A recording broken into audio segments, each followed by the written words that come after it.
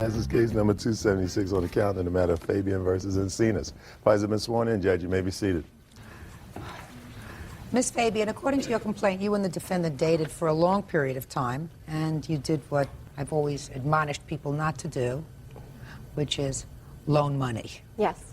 And you made 2 loans to the defendant, according to your complaint, totaling about $5,000. Correct. Is that right? Yes. He repaid some of the loans. That is correct. He paid back $1,600. And That was 2,000, I'm sorry. just one second. 2,000. Get to you. According to you, he paid back $1,600. He says it was $2,000 he paid back, and that the rest of the money was a gift from you for some reason that he will explain to me, and he also did a lot of work around your house. So we'll get to it. When did you make the first loan, and what was it for? The first check was for $3,000 on November 12th of '99, and December 17th of '99, I gave him another check for $2,000, and both of them were a loan, and I have copies of the checks here. I'd like to see them, please. What did he need the money for?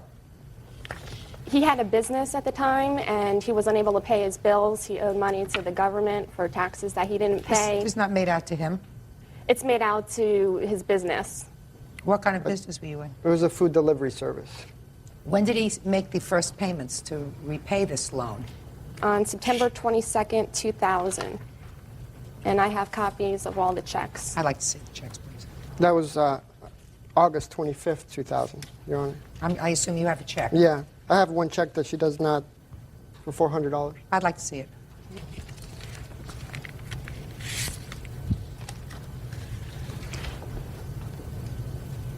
And the money I did receive from him, I had a difficult time getting. I had to keep calling him up. Just a minute, I have a check here for $400 that you don't list. Would you show this to her?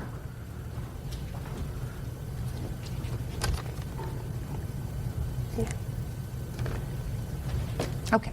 It's clear. You both agree now. He repaid $2,000, leaving a balance of $3,000. Right? Correct, yes. Go. Well, first of all, Your Honor, this whole lawsuit is a joke. She's doing this out of revenge. Listen to me. Not interested. Start from, I stopped paying back the loan because. I stopped paying back the loan because I already paid her everything that I owed her. Explain it to me. The first $3,000 check that you see was a loan for taxes that I owed. After she had received a settlement for a different case, we had been broken up at the time, she called me up, and it was more like a bribe to get back with me. Your Honor, he's lying. She had been trying to get back together with Are me. you talking about the $3,000 loan was a loan, according to you? That was a loan, yeah. Let's start with that. The $3,000 loan was a loan. You acknowledge it was a loan, which means there's still $1,000 outstanding on that amount. Exactly. I did $1,000 worth of work on her porch. Explain that to me. I had been working on her porch for 3 months, and she mentioned to me verbally. When did you This work on the was porch? in November '99. Yes. Because of the work I had been doing, I had just closed my business. I did not get a job at the time because I was helping her. She told me that I did not have to pay her $1,000 out of the $3,000 that I owed her. I never said that, Your Honor. Because you were fixing her porch? Yeah. Can I say She something? should know. It was 3 months worth of work. It's a whole remodeling job. Did you live there at all?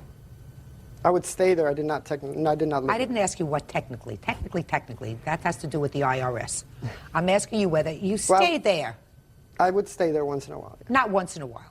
More often than Well, once in a while. I would live there and at my parents' house. And at your parents' house, where you Yeah. paid no rent. No, I paid rent there. Can I say So something, just Your Honor? in a second. I'm not finished with him yet. So you're staying at her house where you weren't paying rent, right? Using her telephone, lighting your reading by her electricity, and fixing her porch, Yeah, correct. and not working anywhere else. Correct. So you had no more. There you was had a no reason money. why I didn't work, Your Honor. And why is that? Because she wouldn't let me. Wouldn't let you? She wouldn't let me. Wouldn't let you. What did she threaten to do to you if you went to work? She, No, tell me. I'm It was curious. more Shit, like don't a- laugh, please. I want to know what she threatened to do to you if you got a job. it was more like an emotional type of threat. You know what I mean? I was, An emotional thing. Was she it was- working? At the time, she was not. How was she supporting herself? Through a large sum of money she had received through a different So lawsuit. she wasn't working either. So the two of you were staying home playing house together? Basically. Basically. I was working, Your Honor. Of course you were.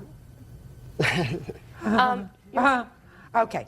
So you fixed the porch, and for that you want a $1,000 credit. Now tell me about the other $2,000 that she gave you 4 weeks later. After I was not working, I decided that I needed to get a job because the Christmas holidays were coming up.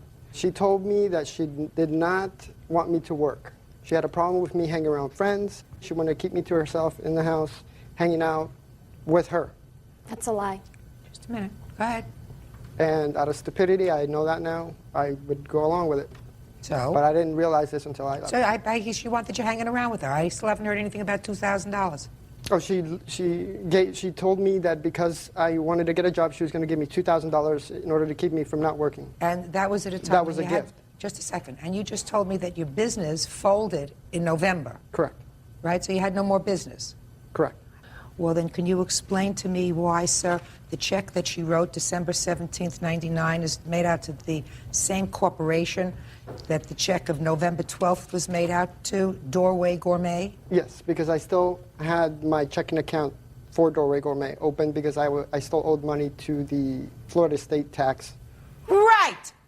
That's true. Right. So the money was not so that, according to you, it was Christmas time and you had to buy presents, and that's why you had to go back to work. Stop shuffling, sir. Much smarter than you are. On your best day, you're not as smart as I am on my worst day. So let me recap what you just told me. You told me that she gave you the other $2,000 because it was coming up to Christmas time. You wanted to get a job because I assume you wanted to buy presents and things for your family. Correct. And so she said to you, don't go to work. I'm going to give you $2,000 so that you'll have spending money for Christmas. Then it turns out that the check was made out to the defunct corporation that was no longer in business. And then you told me it was because you needed it to pay Florida state taxes from the business. Right? Is that what you told me? That's correct. Do those two stories they sort of go like this to you? That they don't make sense? Huh? You wanted to give the Florida State Tax Board a Christmas present? Is that what you're telling me? No, I wouldn't do No. that. Okay. Get a life. Real cases, real people. Judge Judy. Carrie Fabian says ex-boyfriend Mario Encinas refuses to repay a loan and refuses to turn over an intimate videotape. Okay. Can I say something, Your Honor? What? I I don't like stupid women. Stupid women give money away. You're right. I've learned. Okay. I've learned. Believe me. Okay. You know, if you're married to somebody, it's one thing. Even if you're married, you don't give money away. But if you got a boyfriend who can't keep a business straight enough to pay taxes from the business, you don't give him money. Well, you know, at the time, we were going out for 3 years, and he told me he'd pay me back, and I trusted him. I realize now never to do that again. Okay, well, he owes you the money. He did lie about, he said that he didn't live with me. If you'll look at the checks, you'll even notice it's my same address. And also, he has a private videotape that we made together, and he told me that he has it, and he's taunted me about it, and I would like it back so I could destroy it. That's a lie. I did not taunt anybody about You that. have a video that she would like to have back? No, Your Honor. Where is it? It's been misplaced. It's either been taped over or misplaced. I did honestly look for it because Miss I have no Fabian. reason to keep that. Miss Fabian, comes under the category of life's lessons. I assume this video that you have has both of you on it, or just Yes. you? Has both of you on it. So that it's neither yours nor his. It's something that belongs to both of you, right? So you would like it back because you don't want this potentially damaging thing Correct. Yeah. around. Well, I can't force him to give it back to you because it's not yours. Do you understand? Yes. He says he doesn't have it anymore. I have to rely on the fact that he is not total scoundrel and would not do anything to embarrass you. Because if he does anything to embarrass you, ultimately he's embarrassing and debasing himself. Do you understand? Yes, ma'am. Judgment for the plaintiff in the amount of $3,000. Thank That's you, all. Your Honor. Parties are excused. You may step out. Judge Judy's seen the truth, and she's seen through his lies. Revenge, because I broke up with him. I was the one that broke up with him. And now the next case. All parties in the matter of Trudell versus Boyd. Step forward, please. 38-year-old salesperson Lori Trudell is suing her ex-roommate, 45-year-old hairstylist Kathleen Boyd, for the return of her belongings. Kathleen is countersuing for unpaid rent, storage fees, and damage to her home.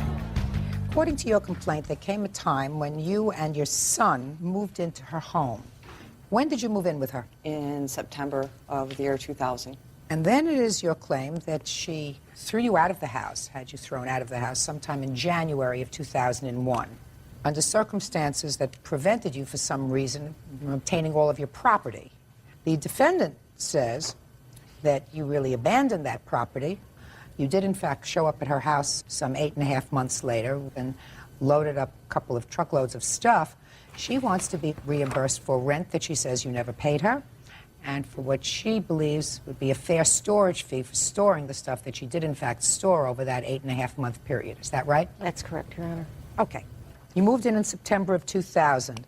Under what circumstances did you leave in January of 2001? She had me removed by 2 undercover police officers, and 5 days later, I was given an order of protection saying I could not go back to her home. Excuse me, Your Honor. Yes.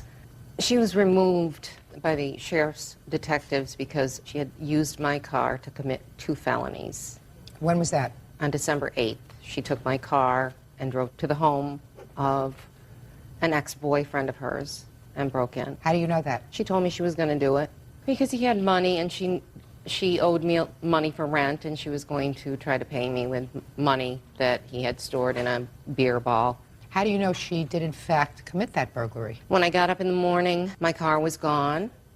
I said to myself, oh no, Lori never got up that and took off with my car before in the morning. Sure enough, she showed up and she was dragging bags full of money, change. Change. And Did you have a discussion with her about the change? she said she was going to take it to the bank and cash it in. Now, did there come a time that the police came to your house? Yes, on January 11th. And they wanted to question me about the incident in December. They told me I wasn't in any trouble. She had been spotted in the car that morning on her own without Did you show me them where there. the change was stored, or had the change already been cashed? Change had already been cashed. Did she Your give you Honor. the money from the change? She gave me some money from the change. And the money that she gave you from the change was for money that she owed you from rent? Rent and all sorts of different things. How much did she give you? $200. Were you arrested for burglary on the 11th of January? Yes, Your Honor, I What's was. the disposition of that case? All charges have been dropped, and I have a conditional discharge for a year. The thing Well, no, was, all charges weren't dropped if you have a Oh, conditional I'm sorry. discharge. I'm sorry. The thing was, is I did use Kathleen's car. Kathleen asked me to do this. I gave her all of the money, and there was some jewelry that I did take from there that Kathleen wanted to keep. I was upset because it was my boyfriend's gifts to another woman, and Okay. he has forgiven me, and everything's over with. Okay. And it was at that time that you got a protective order, is that right? Yes, because I'd like to see a copy of the protective order.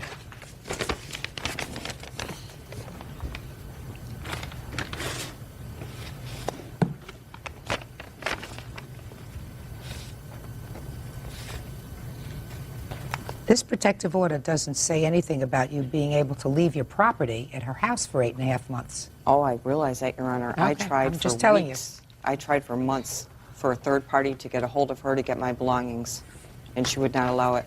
This is my brother-in-law-to-be, Patrick O'Hearn. He called her. He wrote her letters. She said yes, he could go get my belongings, and then she changed her mind. She would call him Your Honor. day and night. she's lying. Well, step up It's here, blatant son. lying. Just a second. When did you make telephone calls to the defendant in order to try to obtain her property? When was the first telephone call you made to her? It was about the middle of July. I was July Yes, was the first time you contacted her. yes.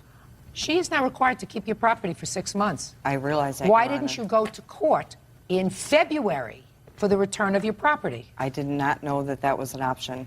Your Honor. When I was given the order of protection, the judge's secretary said, Lori, as soon as you get a place to live, Kathleen will give you your belongings and she will keep them safe. Your Honor. The judge's secretary, Rita, told you, don't worry, as soon as you find a place to live, she'll give you back your property. When they issued the order That's of not an protection. agreement with the defendant. When did you finally find a place to live? I was in a shelter for about 2 months. Yes. April, beginning of April. Well, That's what when effort his did brother you... was trying to make phone calls with her. No, he didn't start calling till the summertime, No, 6 months his later. brother, my I don't- fiance. No. That, just a minute. Pat That was the person's first not, one that Shh. called. Excuse That me. person's not here. In any event, Ms. Trudell, she is under absolutely no obligation to safeguard your property for 6 months or 8 months while you find a place to live. And that is irrespective of what Miss Rita had to say.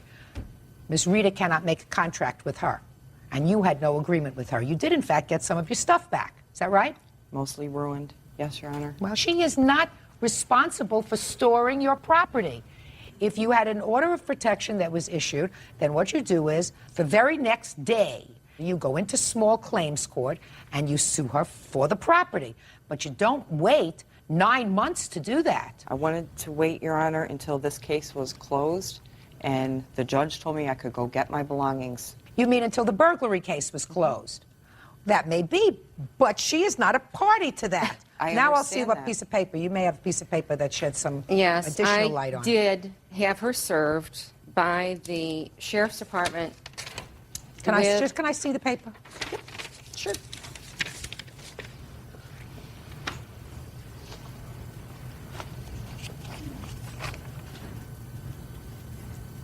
Well, she wrote you this letter, and it was notarized in March, and it was served on you, and she tells you to come and get your stuff. Yes, Your Honor. But you didn't. That was when the third party, because I couldn't contact her directly because of the order of protection, that was when my fiance, the third party, first He's not called here. her. He wasn't He's- in the picture at He's that not point, here. Your First Honor. called He's her. not here. No, Mr. Dell, that is not whatever true. stuff that you got, You're I would lying. suggest you be happy with it because that's all you're going to get from the defendant. You can't make an arrangement with a third party, a judge's secretary, who says, I never heard of that. Just go, as soon as you find a nice place to live, you can go and get your She property told me back, she and she's would going to keep my store it. belongings safe. Well, then I would sue her. Who said they would keep your belongings safe? Rita? Rita told me Kathleen Rita. told her that Rita she would said keep she my would keep your belongings safe. safe? Rita Yes. said that to you? Yes. So sue Rita. Sue Rita. It's ridiculous.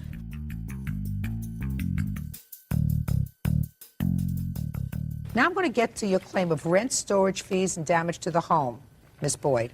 And let me explain to you why you're going to get nothing. Because based upon your own testimony, you were in receipt of stolen property. Based on your testimony, you knew where she got this change from. You knew she had stolen it from somebody else's home. And I'm quite frankly astonished that the police didn't pursue that matter. But that's up to the police. In any event, you got whatever money you're going to get. Goodbye. On the matter of Brody versus Koenigs Connect. Parties have been sworn in, Judge. You may be seated. Ladies, have seats, please. Mr. Brody, you went over to a friend's house to visit. You pulled your car into your friend's driveway, right? That's correct. The defendant also lives in the house. She arrived sometime later. It is your claim that she pulled her car right up to the bumper of your car, gave it a little bit of a nudge. Nudge? Nudge? No. Nudge. Thank you. Nudge is what I am. No. No, nudge is what call you it. are. Nudge. And she damaged the back end of your car. Yeah, the rear bumper. The rear bumper of your car. You wanted to pay the damage. When did this happen? It was June 2nd, What time did you arrive at your friend's house? about 6 or 7 p.m. after dinner. We'd gone out to pick up dinner. And was yours the only car parked in the driveway? When I parked the car, yes, it was. When did you see any damage to the car? We came outside about 11 o'clock. What happened is that she had come home while we were inside, obviously. And we went outside, the witness and I, and one of the roommates who had her keys. At this house, the parking is a very difficult situation, so all of the roommates leave their keys downstairs and everyone has permission to move each other's cars. So we went outside and... Because you wanted to leave? Yes. Okay, go ahead. So when we got outside, I saw that the cars were parked in very close proximity. Her front bumper was touching my rear bumper, and it was dark out. So I had him move her car back and shine her headlights on my rear bumper. And as he backed up, I saw scratches and chips on my bumper that hadn't been there before line up with her metal license plate as he backed off. What kind of car did you have? I drive a Volvo S70, And what kind of car does she drive? a Ford Explorer, Big car. big car. Did you speak to her about it? Yes, we went inside, and one of the roommates got her from upstairs. She came downstairs, and I asked her if she knew if she may have touched my car. And she said, indeed, she had. She had tried to move it forward a couple feet. Ludicrous. I don't want to hear you yet. I'm sorry. She tried to move it forward a couple feet because she was sick of getting tickets for having her car hanging over the edge of the driveway because it's the city's property and you can get tickets for that. And she also said that she thought that people did that all the time, and she thought she could move it because her car was an SUV and mine wasn't, so she didn't think it would be a problem. And I told her that there was damage on my car that hadn't been there before, and I expected her to pay for it. She said that was okay. She apologized. She asked me if I knew how much it was going to be. I told her that I didn't, but I thought it would probably be a couple $100s. I offered to let her go outside and look at the damage. She declined to do that. I told her that I'd call her with an estimate. She said that was fine, gave me her phone number, and I left. And did you call her with an estimate? I called her 11 days later with an estimate for $307, which I have right here.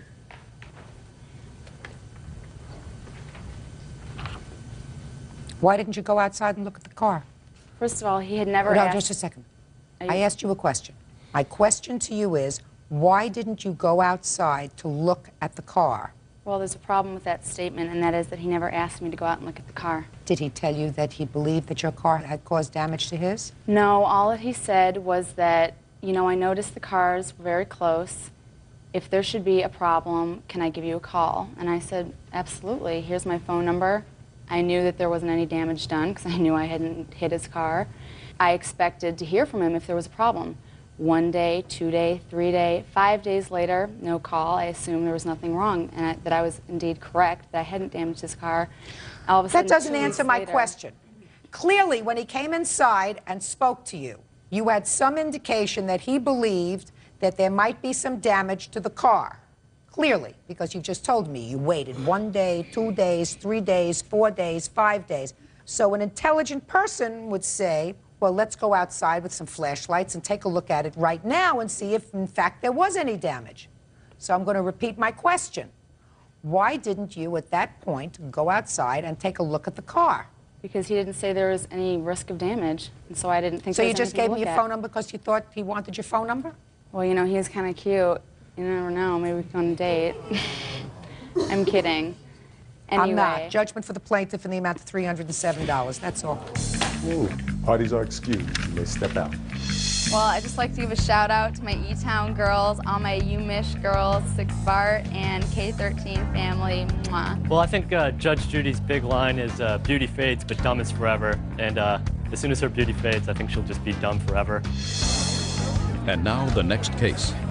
All parties on Hugin Merrill versus Leyugan. Step forward. 46-year-old nurse Michelle Morel and her daughter, 16-year-old Jessica Hugin, are suing Jessica's former friend, 18-year-old student Ann Leyugan, for keying her car at school. What is your name? Michelle Merle. How are you related to her? I'm her mother. And this was your car that was involved? It's her car, but I'm the registered owner of it, but it's her that's car. why you're here. Yes. Okay, but you had nothing to do with this case. You didn't see anything. You weren't there. No. Good. Have a seat. According to your complaint, the defendant used to be a friend of yours.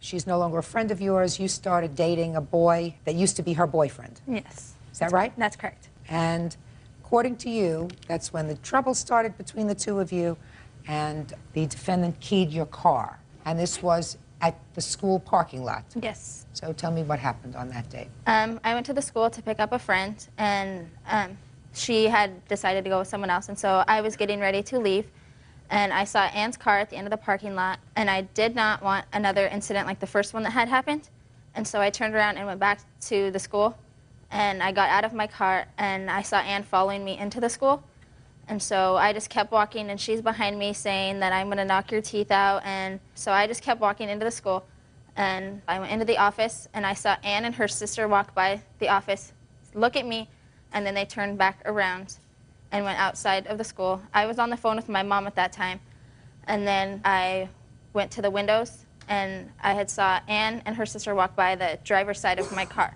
and then that's it. That's what you saw? Yeah. There came a time when you went back outside to your car? When my mom and her friend had shown up at the school. So you waited inside until they came? Yeah. And the reason you called your mother was to sort of escort you out of the school? Yeah. Because you were afraid of a confrontation with her? Yeah. And describe what you saw when you went to your car. My mom's friend actually had noticed the side of the car. Don't tell me what anybody else noticed. Tell me what you saw. I saw that the whole entire side of my driver's side had been keyed from the front of the car to the end of the car. Real cases, real people. Judge Judy. 16-year-old Jessica Hugin says former friend, 18-year-old Ann Leyugan, keyed her car and is denying the charge. Let me see the photographs, which I'm sure you have.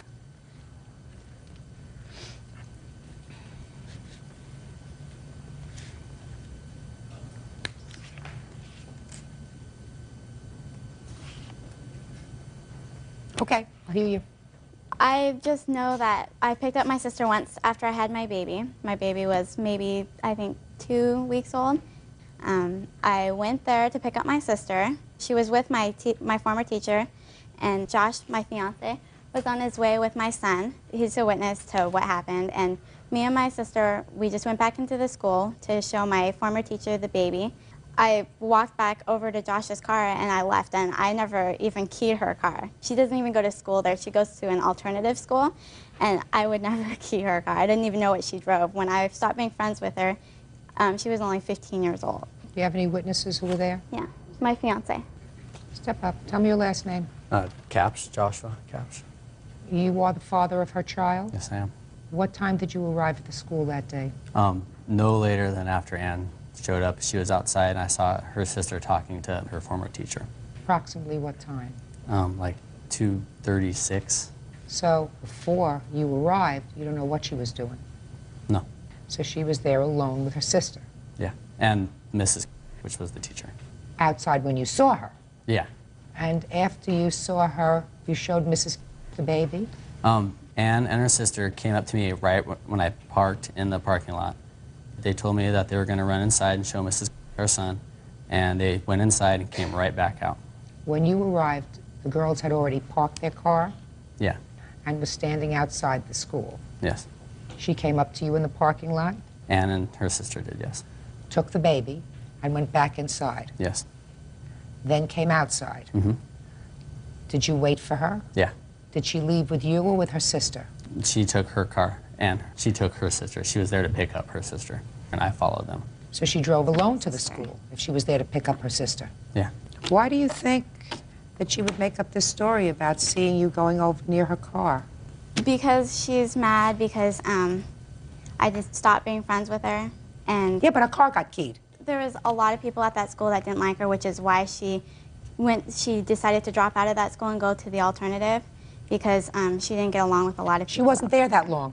She wasn't at school that long that day. I don't know how long she was there. Well, she didn't go to school there. She wasn't there for the whole day. Well, I went to pick up my sister. Talking about her. Step up, please. Did you see the car that morning? Yes, I saw the car the whole day until Jessie went to school to pick up her friend. When you say you saw the car the whole day, she left from your house to go to the school to pick up her friend? Yes, and that's about maybe 3 miles, 4 at the most. But you had seen the car? Yes. No question in your mind? No question in my mind whatsoever. There was no damage to the car when she left? No. Your Honor? Yes. I'm not sure if this is the time to bring this up. We also, you were talking about Jessica being afraid, and that's why she went back in the school. We have an anti-harassment order against Ann for protection, and I have a copy of that if you want to see that. This is the one that Your we Honor, have filed, I also have, since she's gotten her restraining order, she has been in my work asking for my new address, and I have affidavits of people that I work with. And this is the court copy that was actually granted. And Jessica had a baby on the 21st of June and was in the hospital she was released on Saturday. And then she was home, so I'm not sure I have affidavits of two. I don't read affidavits. What? I don't read affidavits. Okay, well, I have them. Okay, whether you have them or not, I hear witnesses. You attended a court hearing? Yes, we did, Your Honor. Was there a full hearing? Yes. There was testimony taken. Is Yes. that right? And after the testimony is taken, there was a protective order issued. Is that right? Yes. Do you have a lawyer? I work full-time, and I'm a full-time college student, and I had to pay my rent. I can't afford a lawyer. Mm-hmm. Okay. Well, the court made specific findings after a hearing. The testimony with regard to the application for the protective order dealt with 2 incidents. First incident, which we have not gone into today, which involves a stalking, threatening kind of incident, and then the second incident was afterwards, which involved the school. The court heard the testimony of all witnesses. How many witnesses were there aside from both of you? Any other witnesses? Him, my fiance, my mom, and my sister. The court found that the current contact between the parties was initiated by the respondent only, that's you, that the respondent's course of conduct appears to be designed to alarm, annoy, and harass the petitioner, that was her, Contact by the respondent with the petitioner or the petitioner's family has not been limited in any manner by previous court order, which means there was no prior restraining order. And the court ordered you to remain from making any attempts to contact her, going within 2 city blocks of her residence or workplace. She doesn't work. Well, evidently the court didn't believe your fiancé or your sister. Judge Judy continues in a moment. I have to make a determination based upon the testimony that I've heard today, and the testimony that I've heard today that I find most credible is that you keyed her car. Can I please see an estimate of the damage? Your Honor, I also brought an estimate for a rental car. It's the only car that we have, and at the top of the I'm not estimate... taking into consideration your rental car. Okay. What year car is this? A 93 Pontiac Grand Am. 93 car can be painted for less than $2,218. You can find a paint job for less money than that for an 8-year-old car. I suggest you do that. Okay. Bird, I'm not really good at this. How much can you get a nice paint job for? I really couldn't say, Judge. Depends on what kind of paint job and depends on who you get to do it. Can you get a nice paint Your job Honor? for $800? Your Honor, excuse me. I don't mean to interrupt. I have another estimate here. I didn't hand both of them. I've got 2 different ones. A little more reasonable. Well, now you're talking a little bit better, $1,450. Depends on how far it was keyed, Judge. Keyed the whole side. $1,450 sounds much more reasonable to me. Yeah. I have those 2 estimates. You should have handed me both. Judgment for the plaintiff for the amount of $1,400. That's Thank all. you. Parties are excused. You may step out. She slept with my ex-boyfriend. I hope that Ann will just leave everything in how it is. He doesn't say that that's his kid. I'm just glad it's over, and I hope Ann will put this to rest and leave us alone. She just doesn't even know who the father of her child is. Get my car fixed, that's all I want. I think that there's a lot of girls at Mount Spokane that hate her guts, and anybody could have done it. If someone's gonna follow me into the school, more than likely, she did it. And now the next case. All parties in the matter of Yim versus Barbara. Step forward, please. 30-year-old clothing marketer O'Larry Yim is suing her ex-boyfriend, 41-year-old Patrick Barber, for the return of a computer. Patrick is countersuing for a separate computer. Miss Yim, according to your complaint, you and the defendant were friends. Sometime in December of 1999, you purchased a computer. You already had a computer, but you bought a new one, a very expensive one.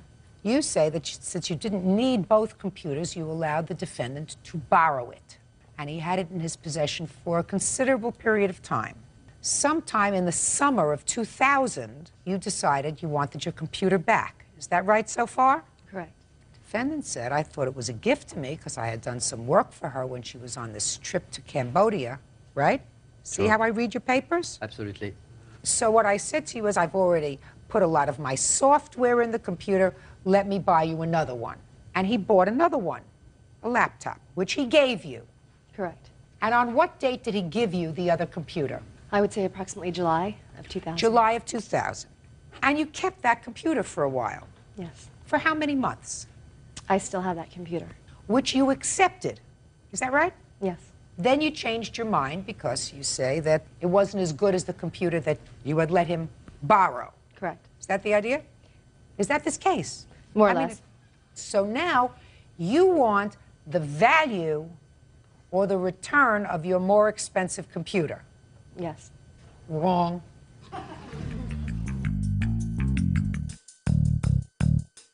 Let us assume, Miss Yim, that you allowed him merely to borrow the computer. That's not what he says, but let us assume that's true.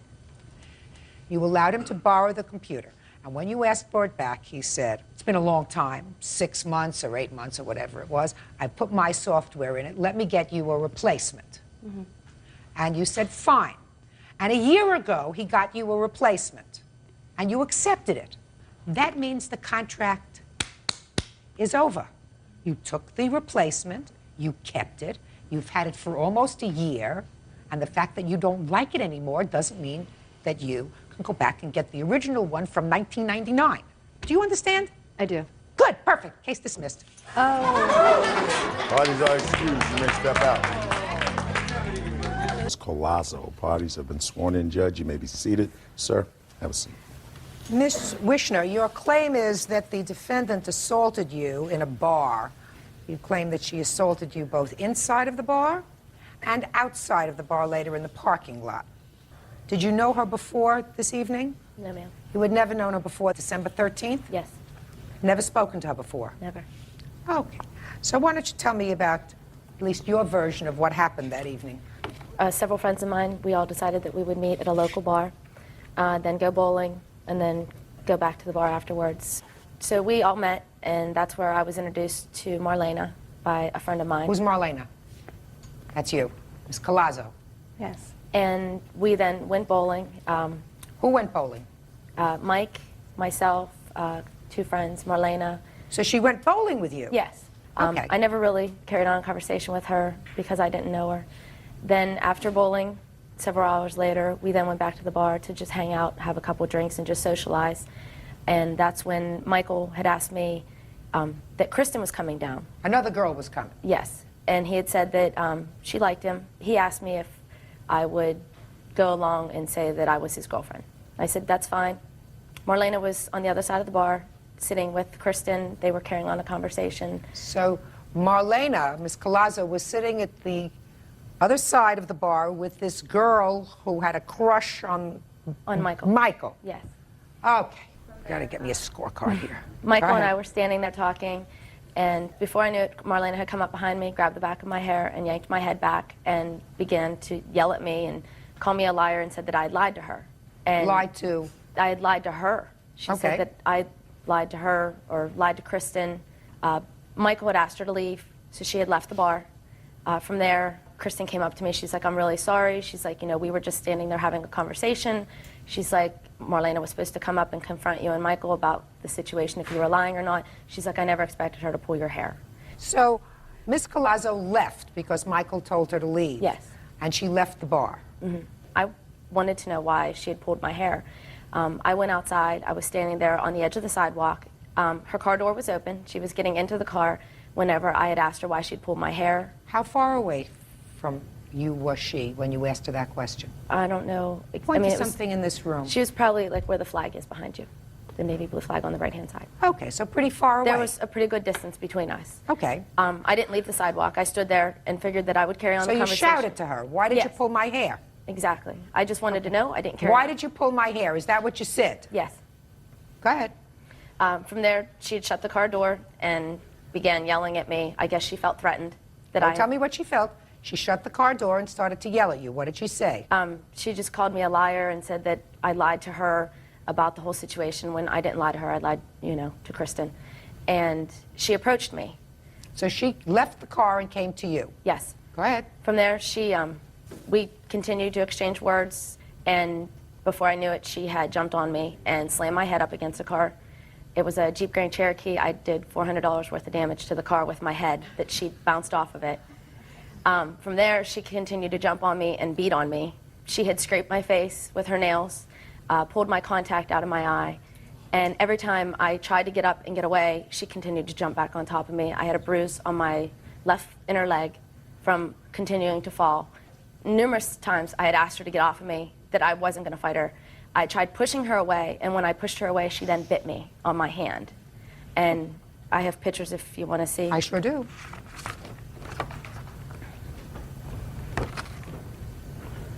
She had bit me on my left hand in between my thumb and my pointer finger.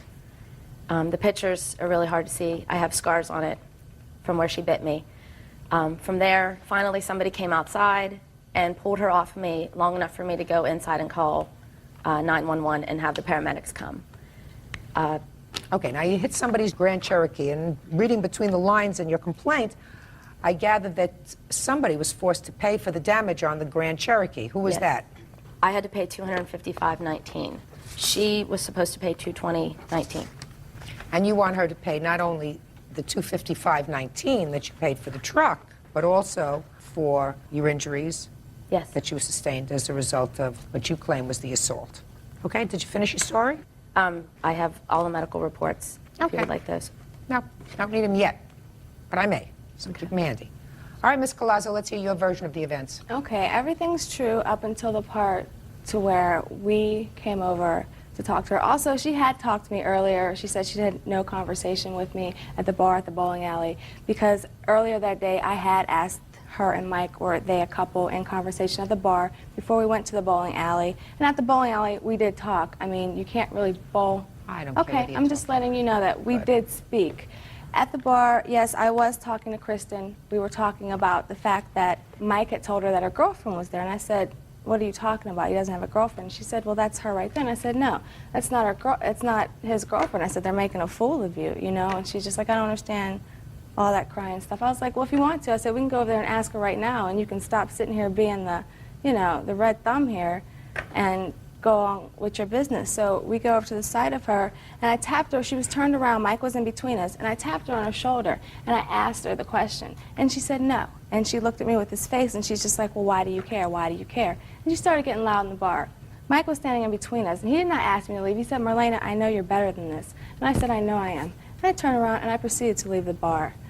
I turned around, and she was right there, coming at me, asking me, who do I think I am, and why do I care, and why is this important to me? And she grabbed at me. So what was I supposed to do? Of course I grabbed her and started, yeah, I beat her up, but I mean, she had me, you know? And we hit the car, we hit the ground, we rolled around for a little while, and she got someone's cell phone because she was on the phone outside making phone calls, calling me a this, a that, I'm going to jail just because I'm a stupid N-word and this, that, the next, and the other. And I'm like, whatever, I'll wait here for the police. The police came. He said, are you the person who called the police? Can I see the police report, please?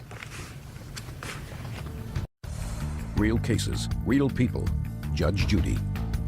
Stephanie Wishner says she was assaulted by Marlena Collazo during an argument at a bar. Stephanie claims Marlena rammed her head into the side of a truck. So you left before the police arrived, is that right? No, I left after the police got there. He pulled up right in front of the bar. I was still out front. He looked at me, he said, are you the one who called the police? I said, no. I said, I'm just trying to get my things and leave. He said, okay. And he went inside to talk to her. Well, according to the police, you left before his arrival. Why didn't you hang around and speak to the police officer? I was right there when he pulled up, and he asked me, he said, are you the one who called the police? No, I'm not the one that called the police, but I know about this incident. You knew why the police were there, right? Yeah. So why wouldn't you stay around and give your version of the events? I didn't feel it was necessary. No? Take any prescription medication? Do I take prescription medication? Do you take any prescription medication? No. There's no excuse for this. There's no excuse for this kind of an assault. This wasn't a single assault. This was clear. She beat you up. Okay? And she has to be responsible for that. But you also, it seems to me, have some responsibility. There's no question that two of you had been drinking that evening because you started out at the bar, then you went to the bowling alley where I'm sure you were drinking beer or whatever else they serve there. Then you go back to the bar and you're drinking some more. So I'm sure that both of you were feeling a little bit loose. Would that be a fair statement? Yes, we were drinking. Okay. That doesn't give you this. You understand that? Yeah. And you got involved with something that had absolutely nothing to do with you. You're talking to Christina. Christina wants to know if this boy is actually dating this girl. What does that have to do with you? And what do you have to start trouble for? You tell this girl that they're making a fool out of her? I mean, is that what a mature person does? Well, they were. What does that have to do with you? So, you had to pay for the truck? That's part of the cost of being stupid and going out and following her outside. As far as your medical bills are concerned, now I want to see your medical bills and the reports. This is the hospital report. This is the medical. You didn't see the doctor, I assume, Ms. Collazo, because you went home before you even There's spoke to the police. Is that right? That's it? Yes. I went home and I went to bed. Went home and went to bed. Did you go to work the next day? Yes, I did. So I assume you weren't injured. Not to the point where I felt I needed medical attention. Well, tell me how you were injured at any point. Okay, I had scratches all over my neck. Did you have any photographs of that? Did I know I was going to court? No. Did you? If you had hung around, Ms. Collazo, and spoken to the police, maybe you would have known. Nothing more unseemly than women who drink. Medical bills total $1,160. Can I speak right now? Mm-hmm. We had a criminal case. She already tried to get me for harassment, but the judge in Pittsburgh dropped the charges. Well, I'm not dropping the charges. As far as I'm concerned, madam, you owe $1,160. Judgment for the plaintiff. Parties are excused. You may step out. I'm tired of seeing her in court. This is my third time, and hopefully I don't have to see her ever again. I really think she was out looking to just start something. And I was the lucky person. And now the next case. All parties in the matter of Passariello versus Stillwell. Step forward, please. Kalia and Vito Passariello are suing DJ company owners Jennifer and Eric Stillwell for ruining their wedding video. The Stillwells say the video was free. Mr. and Mrs. Passariello, you were getting married, and you hired the defendants as DJs for the wedding. Is that right? Correct. And how many hours was the reception? We had hired them to play for 3 hours. What did your contract provide for? $210. Not a lot of money for 3 hours, right? Average where we live. Okay. How did you find them? Did you find them through an advertisement, or did somebody recommend them? In the phone book, an advertisement in the phone book. Okay. Had you asked for any recommendations? We only had 2 months to plan our wedding, and in their advertisement, it says that they do a videotaping for free, and since we were in a hurry, we decided to go with them because we also wanted the videotape, so we chose Let them. me see the ad, please. We actually have two. Just a second. So $210 was for the DJ. How many people? One DJ or two? They told me that there would be one DJ, but there would be someone there helping him. And was there? There were 2 other people there with him. Okay. So that's a pretty reasonable. Right. So you're not complaining. Your lawsuit doesn't complain about the DJ services. Your lawsuit says that they were to provide you your event videotaped free. Correct. That's what the ad says. Right. But not the DJ services. The DJ services you paid for. Right. The video was free. And what you're complaining about is the quality of the videotape. Right. Right? And some of the service. Well, you never like everything that a DJ does, Ms. Passariello. They lost our first dance song, and they also asked me to make up a song list, and the song list was not played. And we had picked out special music for the cake cutting, and it was not played either. Ms. Passariello, listen to me very carefully. I have made a lot of weddings. Never is perfect. Did you fire them? Well, I couldn't send them home and have no entertainment. Of course not. So you kept them for the 3 hours. Right. Fine. So you got your service provided for, because what you're suing them for is not $210. You're suing them for $2,110. You're suing them for 10 times as much as you paid, because you say they spoiled your day because of the video. It wasn't just that the day was spoiled. My husband is from New York, and his family was not able to attend, and we were counting on this video to include them so they could see, and it's so embarrassing. We cannot. Then you should have hired somebody who was a professional videoer.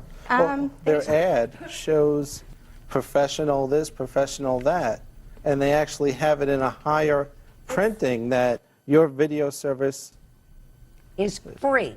Yes, but they're standing Mr. Passariello, it's ludicrous to believe that you actually thought that you were going to get both a professional DJ and a helper for 3 hours, plus a professional video, all for the bargain price of $210. That's average where we live. It's not low, it's very average. So what you're telling me is you can get a professional DJ and a professional video.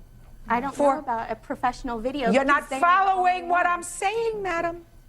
It's ludicrous to believe that you could possibly expect a professional DJ plus a professional video. They agreed to provide a video. They provided you a video, madam. You may not like the video. Can I show you the video? video? I'm not interested. It's awful. Just a second. You should have hired a professional photographer if you wanted a professional video. How is somebody going to do a DJ, pay attention, professionally, as well as videotape an event to your liking, right? You want 2 professionals for $210. They had 3 people at the event, 1 person to DJ and the other 2. One of the men was standing there with the camera. Now, we're not saying a professional job. We're saying at least an average job. This is out of the below 3 hours. Where do you get standards? Out of the 3 hours. Just a minute. Where do you get hired standards for a free service, that it's supposed to be average, I'm below sure average, it's above probably average? rounded into the price somewhere. Did you I mean, call it for a can't be Hey, free. Miss Paciarello, I hear a lot of people complaining about wedding events afterwards. Sometimes I rule in their favor. When they hire a photographer and the photographer's pictures are so outrageous, and you've hired a professional photographer, they are successful. But you did not hire a professional photographer. You hired a professional DJ who was giving agreed you to as a provide it. service, as a free service, a video. I'm going to ask you only one other question. Did you contact, in the course of the 2 months preparation for your wedding, a photographer? No, his father took all the pictures for our wedding. So the answer is you did not contact a photographer. We didn't need to. No. Good. Oh, So I hope, we I hope you saw- have good pictures. Listen, stop making a mountain out of a No, molehill. can you view the tape, please? I'm not interested in the tape, madam. There are pictures on the tape. Is that right? It's a video. You can't see it. It's so dark you can't see it. And when we're cutting the cake, the speaker for this system, they set their service up right in front of our cake table, and you cannot even see Vito except for the waist down. You hired a DJ. But they You got a agreed to free- provide another service. They provided another service. No, they they gave didn't. you a video. And the fact that, Miss Paciarello, you're not going to get a dime. Understand that. You hired a DJ for $200 for 3 hours. Did you play 3 hours or more? We played Play four. Because they felt bad because they broke our first dance tape. Fine. Well, that's a just a second. That's a very nice thing. So they played I for told him 4 to leave. hours. They played for 4 hours. But I two told him to leave. No. Yes, we did. He asked us several times if we wanted him to stay for a half an hour for 35 or a full hour for 70, and I told him no, because there was only like Just a 30 second. people left. Just a second. So are you telling me they didn't stay for 4 hours? They did, but I didn't tell him to. I didn't told ask him he could Miss leave. Paciarello, get this straight. They played at your wedding for 4 hours for $200. And for that, you also believe you are entitled to a video that is totally satisfactory to you. You are not entitled to that. Did you ever hear the expression, you get what you pay for? Did you ever hear the No, expression? don't ask me any "Nothing's questions. free"? That's right. Downs versus Nagel Barnett.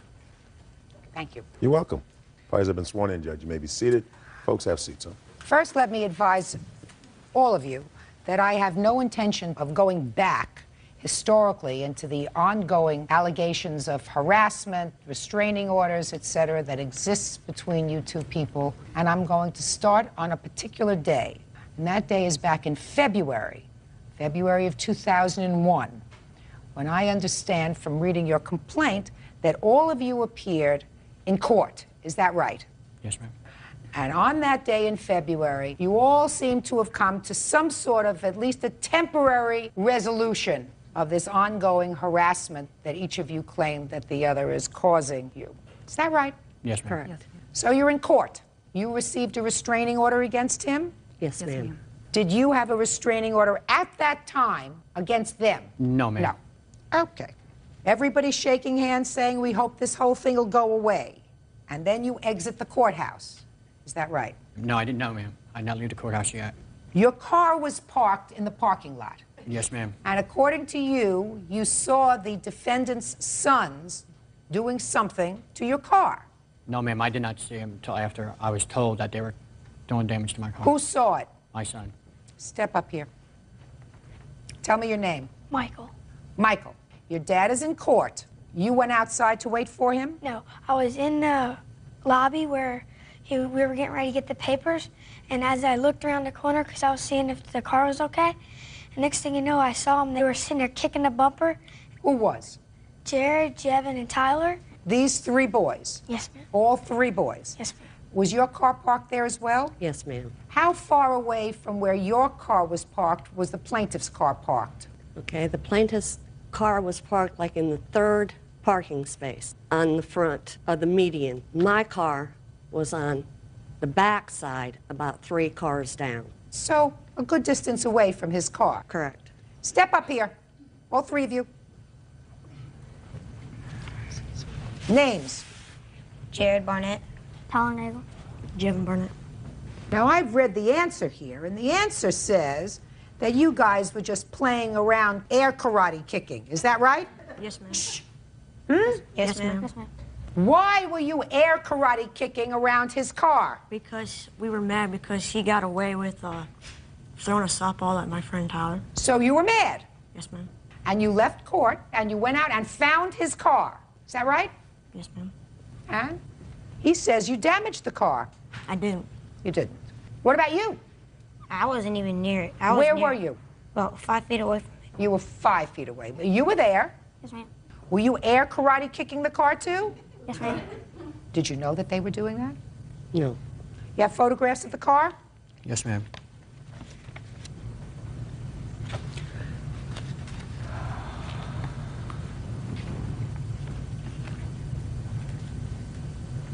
Where were your parents when you were kicking this car? They were just leaving. Were We they came inside out. the courthouse when you went outside? Yes, ma'am.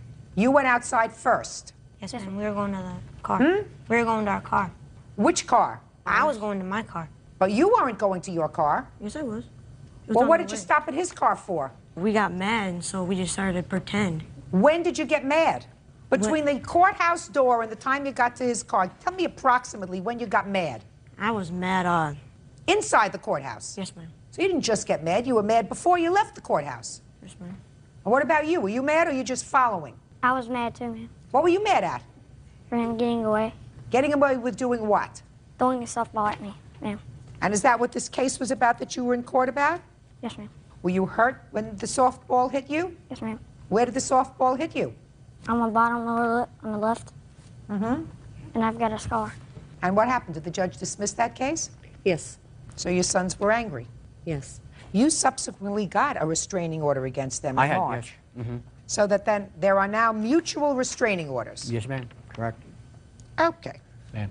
My attorney's paralegal. I have an affidavit from her saying that she was there Oh, and no, she... no. I only take witnesses, not affidavits. Well, she could not be here today because she was at a case with my attorney. That's not my problem. That's your problem. I don't take affidavits. But I believe your son, and I don't believe the fact that they were angry and they just went outside and air karate kicked it, and as a result of something else, your car got damaged. Car looks like a relatively new car. Is it a new car? Yes, ma'am. It's a 2000 Buick Regal. Yeah, and you get absolutely no satisfaction air karate kicking a car. You get satisfaction when you actually kick it, right, Bird? That's right. That's right. Real cases, real people. Judge Judy. Anthony Downs says 11-year-old Tyler Nagel, 11-year-old Jared Barnett, and 13-year-old Jevin Barnett vandalized his car.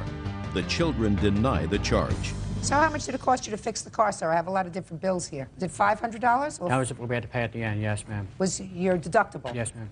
Okay, that's what I thought. Okay, so now we come to March 8th. You have a counterclaim. Your counterclaim says that he violated the restraining order, and that's the only thing that I'm going to hear.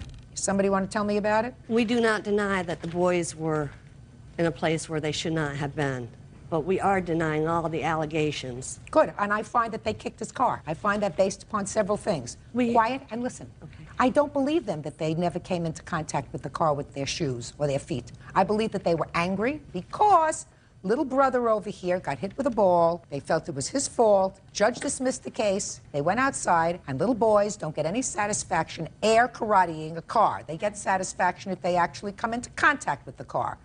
And unless the air karate kick fairy did this damage to the car, somebody did it. So I find that they did it. Now let's move to your counterclaim, madam, which is the only thing I'm going to hear right now. Got a restraining order.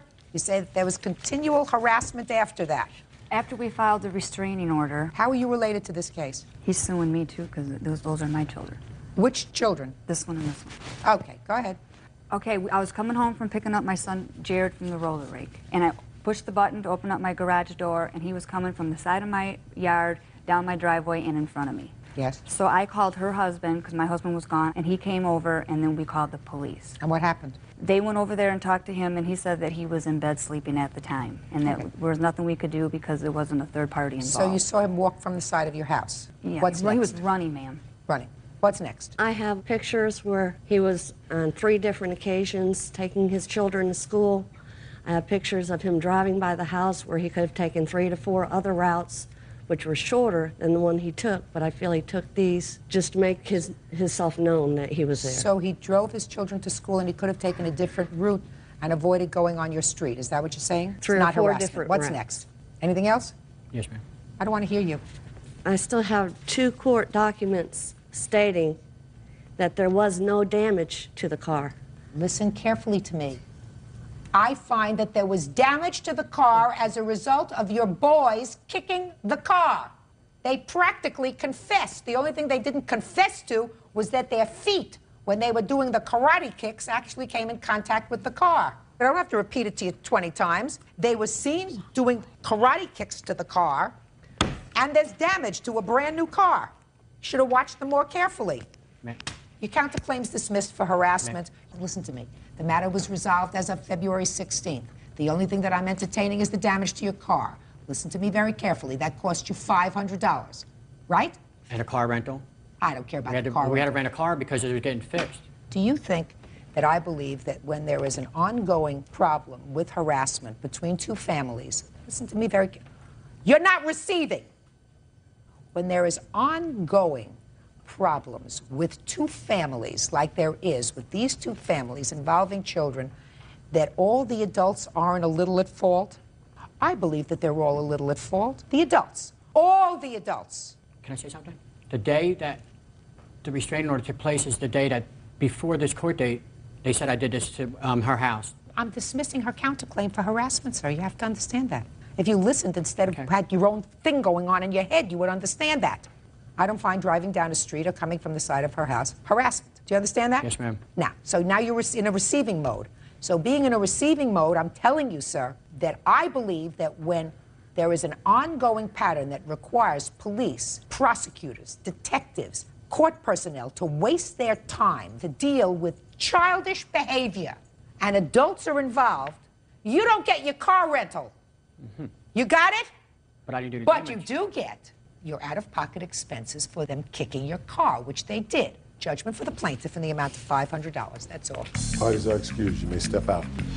They had beaten Michael up several times. He was found guilty of assault battery against my son, Jared. They had me down, so I was kicking and punching, trying to get my way out of the fight. The father should have just broke it up, had boys shaking their Right. hands, and go on with life. And now the next case.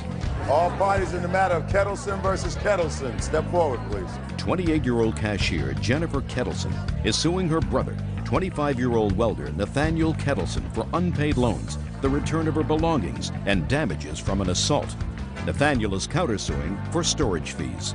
Ms. Kettleson, the defendant is your brother. I've read your papers, your complaint, and your answer. Nowhere in the complaint or the answer do I see the need for any child witnesses, so I'm going to have her take this child outside.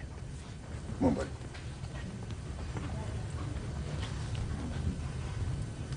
All right.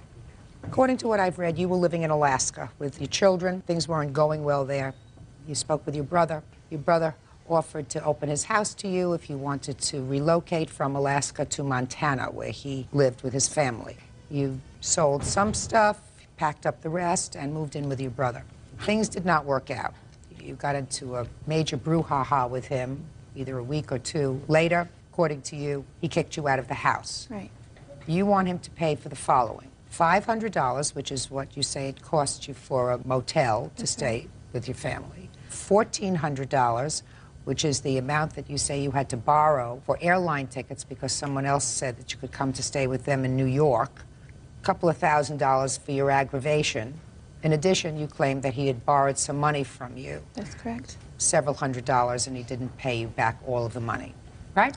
Correct. Mr. Kettleson, your brother, has a counterclaim. His counterclaim is you left, and you left a whole bunch of your stuff there, and then he and his family were relocating. Because he was a nice guy, he took your stuff with him when he relocated, and the van wasn't big enough to hold his stuff, so he had to put his stuff in storage, and he wants you to pay for the storage for his stuff because he took better care of your stuff, right? That's correct. Are you all nuts or what?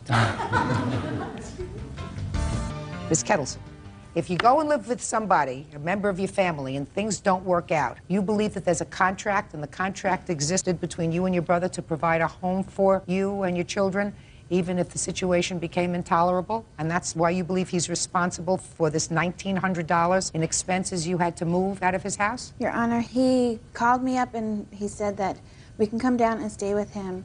And he seemed very, very polite about it and everything. And he had to convince me to come down. You're a big adult. Do you think if a living arrangement doesn't work out with a relative, you're entitled to further relocation expenses? Yes, I do. Wrong. I don't have to hear anymore. Forget it. That doesn't happen. And your aggravation as a result of that also doesn't happen. You take your chances. You move from Alaska, where you weren't doing well, to Montana in the hopes that you would do better. Didn't work out, so you moved on. That's not a lawsuit. That's called unfortunate. Your Honor, he said that he would be sending my stuff to me. I have a letter from him about that, and... Okay, so he has some of your belongings. Right. Fine, let's talk about the loans first. We'll talk about the belongings second. Loans, when did you lend him money? I lent him money on October 10th, or 18th. How much? $300. Is that right? That's correct. Did you pay her back? I paid $200 of that back. You have any proof of that? No. She says you paid back $150. Yes. Wasn't expecting it to go this far. Okay. What was the next loan? When was that? October 18th.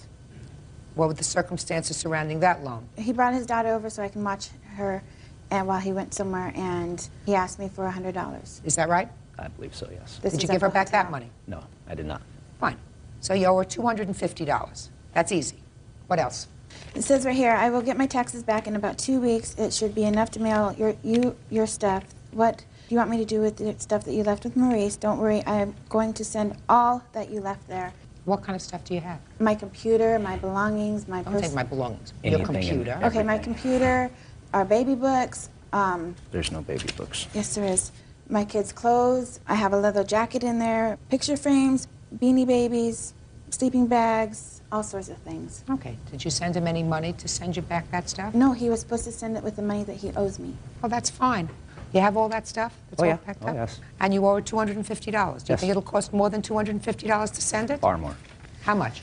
It was $174 a box. She wants it insured and priority mail and everything else with it. It was basically going to round off to about $200 a box to mail Your her stuff. Honor, when I...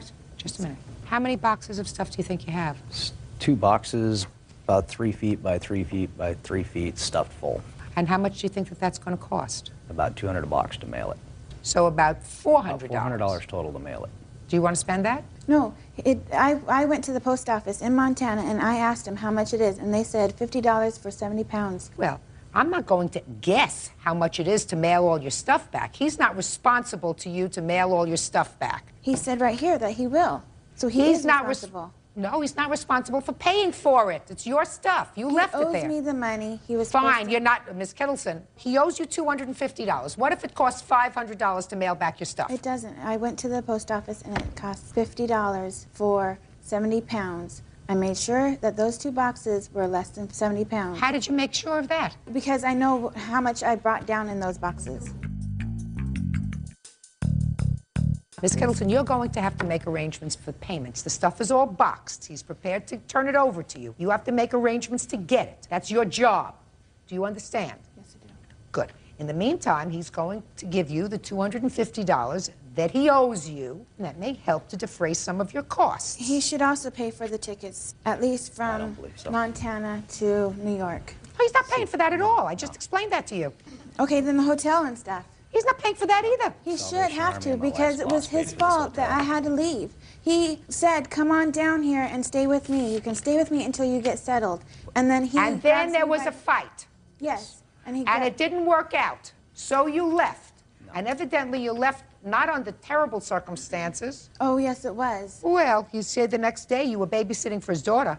2 days later. 2 days later, you were babysitting for his daughter, which is when you came in. Miss Kettleson, get over it. He doesn't pay for your airfare. He doesn't pay for your hotel. He pays you the money that he owes you, which is $250, and you make arrangements to get your stuff, which is boxed. Period. I have to pay $1,349 because for my airfare ticket from Montana to New York because of the way he was to me. No, no, no. Yes. No, Miss Kettleson. $1,349 she No, could have rented a place to live in Montana. Miss Kettleson, what if you decided to relocate to Paris? And the airfare to Paris is $5,000. You think you should pay $5,000? If that's the case. Bye. You count the suits likewise dismissed. It's nonsense. Parties are excused. You may step out. Ms. Gregg, it is your claim that the defendant assaulted you at a high school reunion. By the way, when was the reunion? November 22nd. 2000? Yes, Your Honor. How do you know her? She is my ex-husband's fiancée. Anthony's my husband. And you used to be married to her? That's my ex-wife. Okay, so this is not the fiancé. They are married? Yes. Did you know that? No, Your Honor. Well, they are married. Okay. Have you ever had any problems with her before? Well, prior to the incident, they had called CPS on me and fabricated lies about me. When had they called Child Protective Services? It was about 3 weeks to a month prior to that. What was the complaint? They were fabricating lies saying that I was a drug user and that domestic violence in my home. And the CPS had came to my house and my children's school and my work and everything, and they closed the case prior to my reunion. Does your ex-husband see the children? He sees the children on and off. He hasn't been seeing them lately for the past couple weeks. Okay, so that's the backdrop. Then you all go to the reunion. I assume you all went to high school together. Yes. And tell me what happened when you got to the reunion. I showed up at the reunion at approximately 9:30. I paid $75 just for myself to go. And I was walking around talking to my friends, and I was looking for this man in a blue and the black shirt. I remembered him from 10th grade. I wasn't sure of his name, but I was asking numerous people, where's this guy in the blue and the black shirt? Because I just wanted to dance and have a good time. Well, I walked outside on the patio to have a cigarette. I looked to my left, and I saw him sitting at a table. And I walked over to the table, and I said, oh, James, because we had name tags on. And he lit my cigarette. When I bent down to light my cigarette, I saw Maida out of the corner of my eye talking to two of her girlfriends. She appeared to be upset. Her girlfriends were huddling like over her, like she appeared to be upset.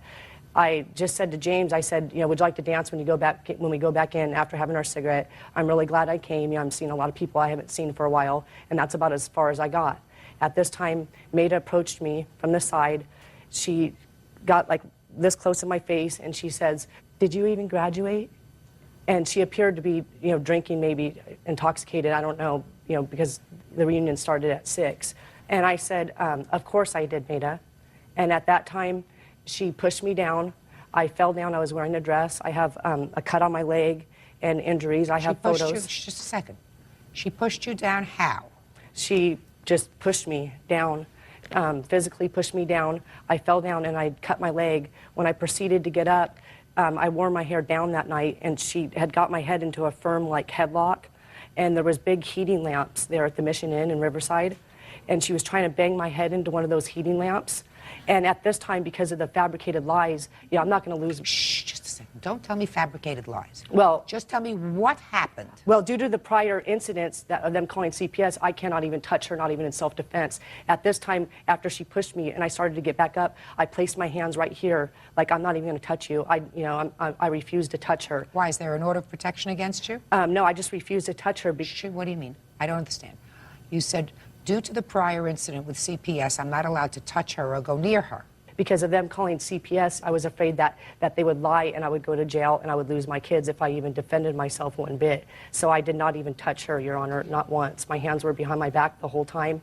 At this time, James saw that I wasn't even defending myself. Don't tell me what anybody else saw. Just tell me what happened. He stood up behind me and barricaded me because he saw I wasn't defending myself. At this time, Don't tell me what he saw, madam. Just tell me what happened. Okay, James stood up and barricaded himself around you. Okay, barricaded himself around me. At this time, she still had my head, and she couldn't bang it into the heating lamp because he was standing behind me, so she was proceeding with her nail around like this, trying to poke my eye out, and that's when I got scratches in my eye and a black eye. And at this time, the security guards came running out, and she released my head prior to them running out and screamed, Jennifer, quit hitting me, quit hitting me. She's a psychotic drug addict, and she's going to lose her kids to CPS in front of my whole reunion. And at that time, I ran because I was in such shock to go find my purse, you know, to call the police on my cell phone. Police came. There was a police report made. I left in the ambulance and went to Riverside Community Hospital. Okay. Do you have a copy of your medical report and any photographs you want to show me? There's the medical report. Did you want to see photos? Yes. Medical bills.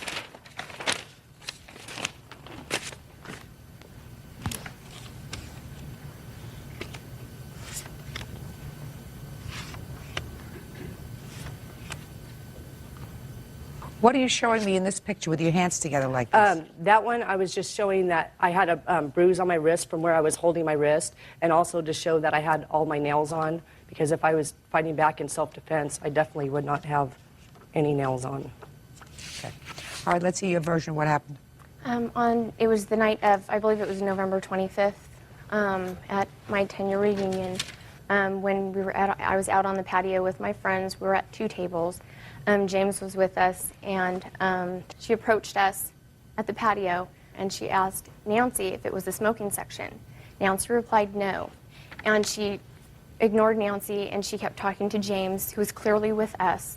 When I got up to leave the premises is when I made a comment about, because I was shocked that she came because she didn't graduate from Norco. She didn't walk in commencement with us. And when I walked out, I made a comment about her not graduating from Norco High. As I was leaving, she pushed me. How did she push you? She just pushed me. You didn't fall over or anything? No. She just pushed you with her hands? Yes. Go ahead. And so I've seen her assault other people, and I was scared, and so I reacted, and I grabbed her by her hair, and I held her against this pole so that I could secure myself. And when she was kicking is when I had to use my left leg to protect myself from her right leg. When Michelle went and got the security guards, that was when they split us both up. She was kicking and screaming, yelling, I assaulted her, which is when she called the police and took the ambulance. Real cases, real people. Judge Judy. Jennifer Craig says her ex-husband's new wife, Maida Kane, assaulted her at their high school reunion. Maida says Jennifer started the fight. Ms. Craig, did you in fact graduate from the school? No, I graduated from Buena Vista because I went to cosmetology school also. Just listen to me. You did not graduate from this school? No. So what were you doing there at a 10th year reunion? I went through Norco High through all my high school years except for my senior year, and I thought about it and I wanted to go. Did you know that they would be there? No, Your Honor, I did not know. Well, did you know that they graduated from that high school? I knew that she graduated from the high school, but I didn't know that she was attending the reunion. If I would have known... But you knew that she went to that high school? Right, and so did I. You're not listening. You knew that she went to that high school so that there was a chance that she would be there, right? Right. So it was really rather foolish of you to put yourself into that situation where there was clearly recent hostility with regard to the children and your former husband and his fiancée. I don't understand why you even put yourself in that situation. It's really kind of foolish to do that. You don't agree with that? Well, Your Honor, I wasn't sure whether they were going to be there or not. Even if you suspected. And I didn't want to miss my 10-year reunion. And I don't. It wasn't your reunion. Yes, it was, because I knew a lot of people there that I went to high school with. And I didn't want to miss my 10-year reunion, and I don't... You keep saying 10-year reunion. It wasn't your 10-year reunion. You didn't graduate from this high school. I could understand you wanting to see people that you went to school with.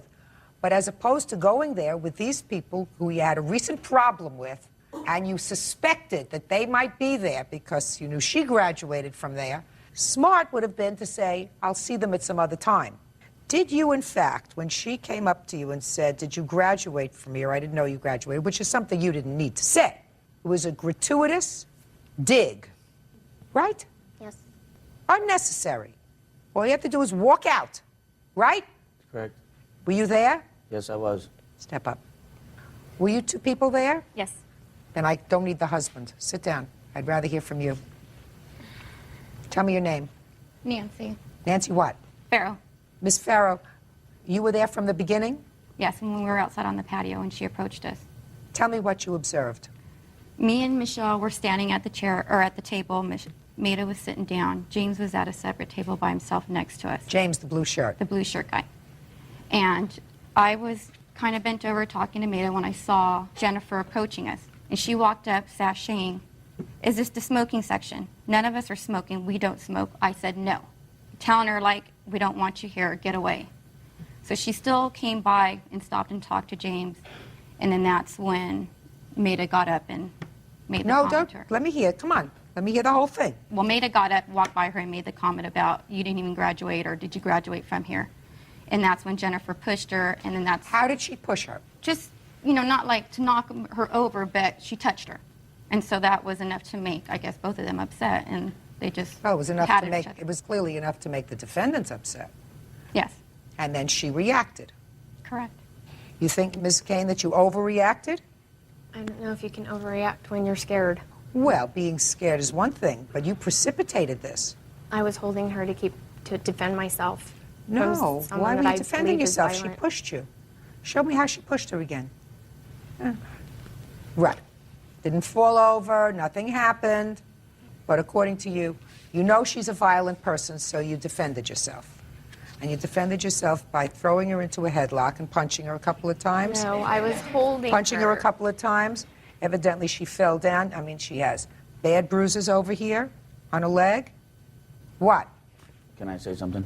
Sure. Why About don't this you whole both sit about down? the whole thing and how it started. Sure. If I may. Okay.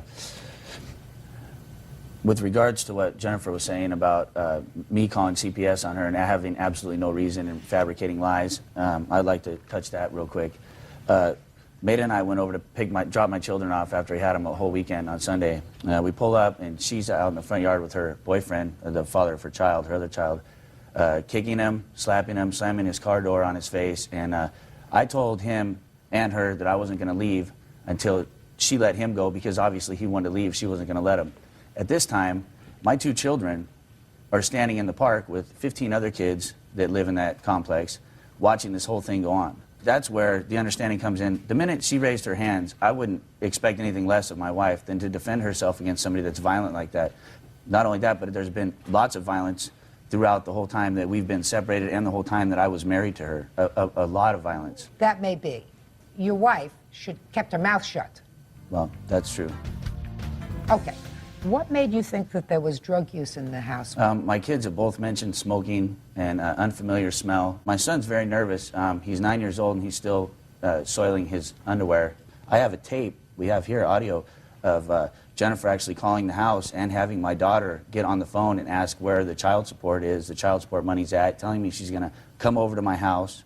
And then actually that night we did tape that. She did come over and she kicked my door in. Sounds to me as if these kids are not seeing very good examples Well, set. we Where have was a the tape child if support? you'd like to hear it. Where was the child support? The child support was pouring in at $800 a month. I'm only $10,000 behind on my child support, and I've been paying child support for 3 years. $10,000 is a lot of money. It is, and I agree with that, and I'm paying it back, as well as still paying currently. Why did you fall $10,000 behind the child Well, support? what happened was I changed careers, and I dropped down to making a very low amount of money that would barely keep me going. I gave her what I could, and I went to court. How long ago did you fall behind? This was 2.5, 3 years ago. In the past 2 years, have you been current in your child support? Yes, I have. They take it out of your salary? Yes, they do. Your Honor, can I just say something regarding about that incident when he was saying that I dropped off the kids? Go ahead. Okay, prior to when I was moving in that night, I had some friends moving me in, and they came to drop the kids off. Well, Joe, my boyfriend, was outside talking to them. I walked outside to see where he was. At this time, Maida flips me off, and I was like, what's up with that? And they're sitting there saying that I'm harassing them, starting a fight with them. I didn't even do anything. So you're telling me you didn't have a fight with your I boyfriend? didn't even do anything. No, Your Honor. No, listen to me. You're telling me that you didn't have a fight with your boyfriend? No. I'm not sure if I believe that. I didn't. I'm not sure if I believe that. And when I walked out, she had flipped me off in front of my children. Maybe she did that, but I'm not sure that you didn't have a fight with the boyfriend. No, Your Honor. Mm-hmm. Ever smoke marijuana in your house? No, Your Honor, I do not. I smoke cigarettes, and that's it. See, prior to this... Shh, don't say see. He had... Shh, listen to me. Is what you're telling me that you've never smoked drugs in your house? Yes, Your Honor, that is correct. He had a hair follicle drug test taken on me in court that I had passed. I don't use drugs, and he just fabricates lies because he has child support. Her and her mother got in an argument, and Jennifer's mother wasn't allowed to see the children. And Maida and I had talked about that, and I said it's not right because she's done it to everybody in my family. She's done it to everyone on my side of the family, and she started doing it to her side of the family because her and her mother got in a fight. Her mother was the only stable thing in those kids' life at that point, and I knew that. I was only seeing them every other weekend and once a week, on Wednesdays, and I knew what was going on. So I called her mom, and I said, hey, anytime you want to come over here and see the kids, you're more than welcome, blah, blah, blah. Her mother comes over and tells me that she knew she did a bad thing. And I said, well, what's that? Well, she knew that Jennifer was on drugs and went on the internet and got the chemicals that you need to put on your hair to wipe everything off your hair follicles. That was the first person that told me that. The second person that told me that was her boyfriend, Joe, because they were fighting, and he told me, he came over to the house going, I don't know how you dealt with it as long as you did, blah, blah, blah. And I said, hey, to be totally honest with you, I did what I did, and it's over. I found somebody I'm really happy, and there it is. Mr. Kane, just keep a close eye on things. Do you understand me? Yeah, I understand. Good. That's all. That's all I'm going to say. All right, now I have to get to this claim. Ms. Craig, let me tell you what I believe. I believe that the defendant said something that was totally unnecessary to you when she said either, I didn't know you graduated, or did you graduate from here? It was a gratuitous dig that was pretty stupid. I also believe that you pushed her after she said it to you. Oh, yes, I believe that you pushed her. I don't believe that you hurt her. I believe that you, as indicated, pushed her. Did you have a right to do that? No. Did you hurt her? No. And was her response to being pushed consistent with the threat? The answer is no. Okay. You overreacted, and you can't do that. I honestly believe that you could have avoided the problem with her totally by just walking out. Keep walking, right? Said not a word. You didn't do that. She's not responsible. You're responsible. I think that there's more to the underlying case here with regard to the background, what's going on in her house, but I can't get into that now. That's just a sense, which is why I said to you, just be vigilant. Do you understand? But you are responsible for her medical bills, and I believe that you are also responsible for some of her pain and suffering. I also think that you have certain responsibility because you were the first person to put your hands on her. I honestly believe that you pushed her first. I believe that because that would be a natural reaction by somebody who has somebody coming up right in their face and saying something that was nasty. You might not hit her, and I don't think you hit her. You shoved her out of the way. Did not require the defense that you attribute to, well, I knew her history as of being a violent person, so I defended myself. Do you understand? You had medical bills of $1,441.39, and I believe you were probably out of work for a couple of days. And I believe that you had some pain and suffering, and I'm entering a judgment for $3,000. Parties have been sworn in, Judge. You may be seated. Sir, have a seat, please. You're Miss Bowman. I'm Miss Bowman, her mother. Okay, but you weren't there. No, I was not there at the time. Why don't Thank you you. have a seat? Ms. Bowman, the defendant is your former boyfriend. Right. Who's going to take his hands out of his pockets as we speak. Very good. And according to your complaint, after you broke up with him, two things happened. You claimed that he trashed your car, causing substantial damage, and also in a scuffle over a knife, he caused you to cut yourself. And you want him to pay your medical bills. When did you break up with him, and where did this happen? At his home on June 27th. How long had you been going out with him? Since February. Did you tell him in person that you were breaking up with him? Yes, ma'am. At what time of the day or evening did you tell him?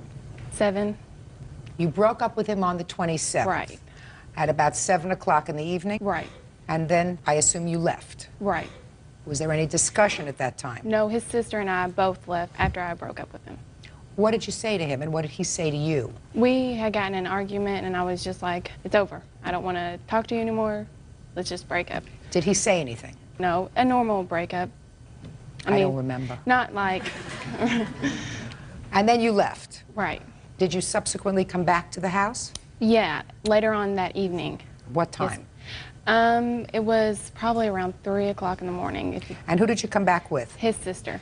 And what happened when you came back at 3 o'clock in the morning? We went to sleep, and nothing happened. We woke... Who went to sleep? Sarah and I.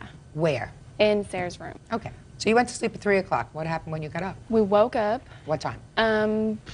Maybe around 11.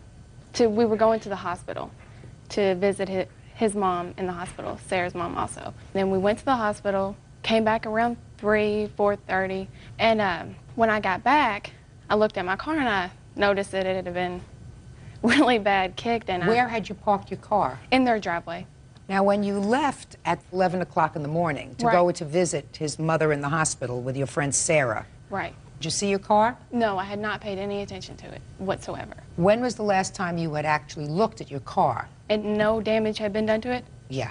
The day before, on the 27th. What time? 8. 8 at night? Right. When Sarah and I had left, there was nothing wrong with my car. Do you have a photograph of your car after the damage?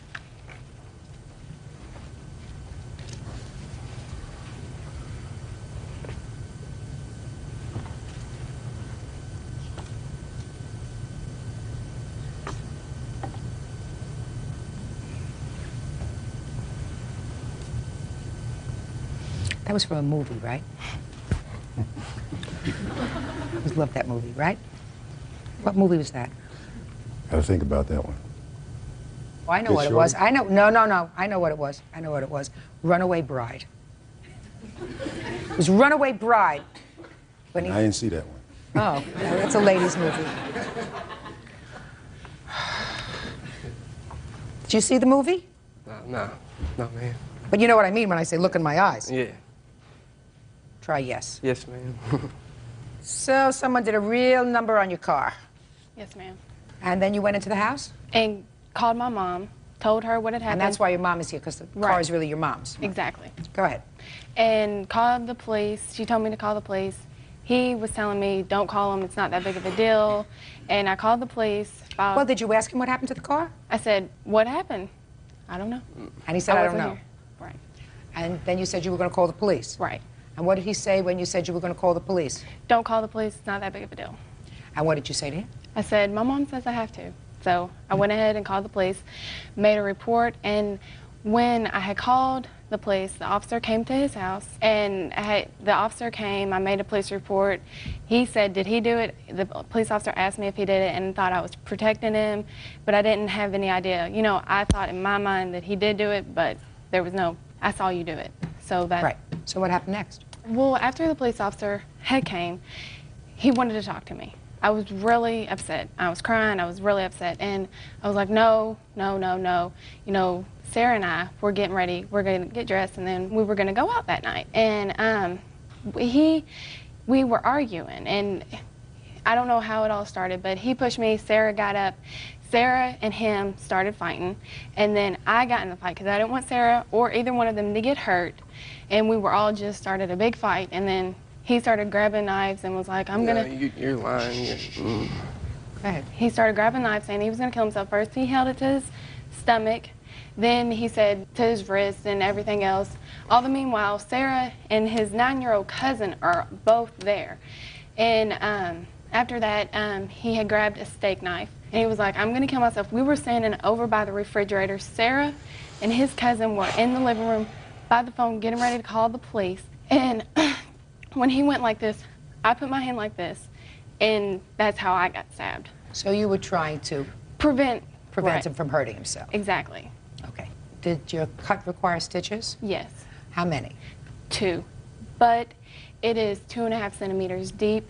My palm is numb. Half my thumb is numb. I'm still going to hand specialist to see. Ms. Bowman, I just have a couple of questions for you. You break up with this guy. He has a sister who's clearly a friend of yours. Don't you think it's a good idea that after you break up with him, you don't go back to his house and contemplate going out with his sister and hanging out with his sister so that he's aware of all these things? Right, yes. Yeah. His sister was my best friend. We had been... So what? So let your sister come to your house. Right. Do you understand what I'm saying to you? It's just not smart. Right. You know, it sort of says to him, trash to you. Right. You know, I'm going out with my friends. I'm going to go have a good time, and I don't care if you're heartbroken, and I don't care if you're miserable. Whatever it is. Yeah. Just not smart. Right. Not thinking. You know you didn't think. Right. Anything? I tried to keep the relationship between us after the incident kind of steady, so... You can't keep it steady. It was just 24 hours old. I'm talking about after. I'm talking about at the time of this incident. The breakup was 24 hours old, and you're gallivanting around town, hanging out and doing whatever you want to do with his sister and coming home 3 o'clock in the morning. I mean, I'm not being judgmental about that. Right. I'm just saying to you, don't do it in front of him. Right. Because it made him mad. Right. Right? Right. Real cases, real people. Judge Judy. Jenna Bowman says ex-boyfriend John Benningfield Jr. kicked her car in a fit of jealous rage. Jenna also claims she was cut with a knife when John tried to kill himself. Let us start with incident number 2. Let's hear your version of the knife incident. Okay, well, see, yeah, we was arguing, you know, and... What were you arguing about? Yeah, I really can't remember. But we was arguing and stuff, and I was like, well, I'm just going to leave. You know, I'm just going to get out of here. And she was like, well, why don't you go kill yourself? Or why don't you go kill yourself? Or something like that in that Excuse area. me? In that area. And I was like, well, do you want me to? Because I was just so mad, you know, and so frustrated. What were you mad about? Just because we broke up, you know. And I did like her, you know, kind of a lot. We went out for, what, 6 months? And, you know, I mean, that's the pretty longest relationship I've ever been in. And so you were really mad? Yeah. And I was just like, okay. And I mean, I didn't have it up like this. I had it right here across my, you know, right here. And then my sister tried to stop me, and I was trying to protect the knife so she wouldn't get cut, you know. And then I don't know what happened. Next thing I know, she runs over here and she gets cut. And then as soon as I see she's cut, I threw the knife in the sink and then helped her, tended to her.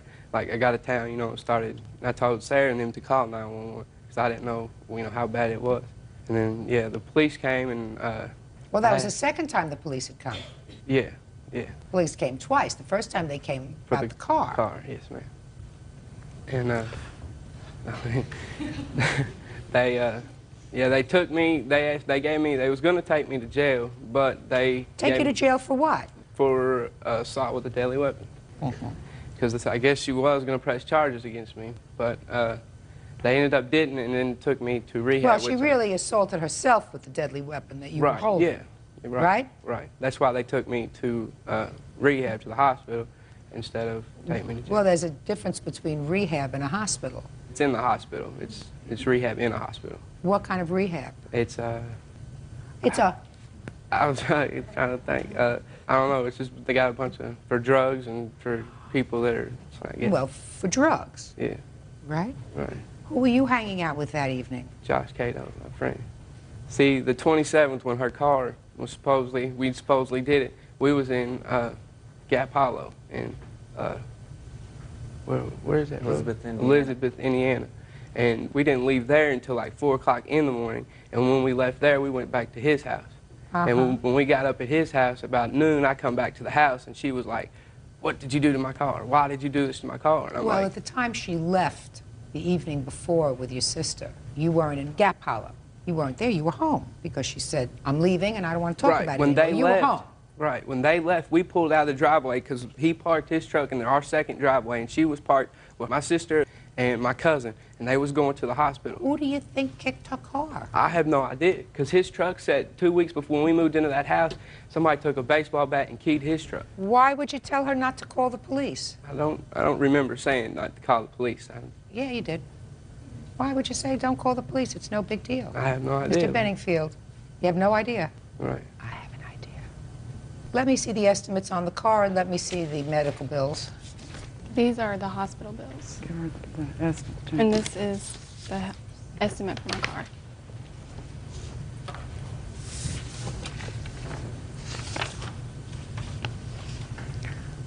Don't you have insurance on this car, Miss Bowman? If she hits someone, we only have, because I'm Liability. a single parent, I can't afford the. That's a lot of kicking damage on that car, sir. Need really heavy boots to do a kicking job on a car like that. Ms. Bowman, what caused you to break up with the defendant? Because he was controlling and he was mean, and every time I went out with his sister, I get yelled at when I came back. How old are you? 16. How old are you? 19. Did he ever use any drugs in front of you? Well, okay. Answer the question. The Okay. answer is yes or no. Yes. What kind? Xanaxes. Can I tell you something? He was taking Xanaxes the day that this What is happened. Xanax? Xanax is a, Depressant drug. right, for, People that get panic attacks. right. How long have you been taking medication? Like, just pretty much the time we was going out. Is that by a doctor's prescription? No, ma'am. What? Yeah. You take that on your own? Yeah. Where do you get it from? Just my friends, people I know. These people that you know, I assume with medical licenses, know how much to prescribe for you? They wasn't prescribed. She's making me look like the bad person. She took them herself. She's done everything that I did, she's done. Mr. Benningfield, the problem is that you caused some damage. I didn't do that. Oh, yeah, you did. Oh, yeah, you did. There's no question in my mind that you did. And there's also no question in my mind, but for the fact that you had taken this knife and were using this knife in a way suggesting that you were going to harm yourself, she wouldn't have gotten stabbed. Now, whether that was a result of taking...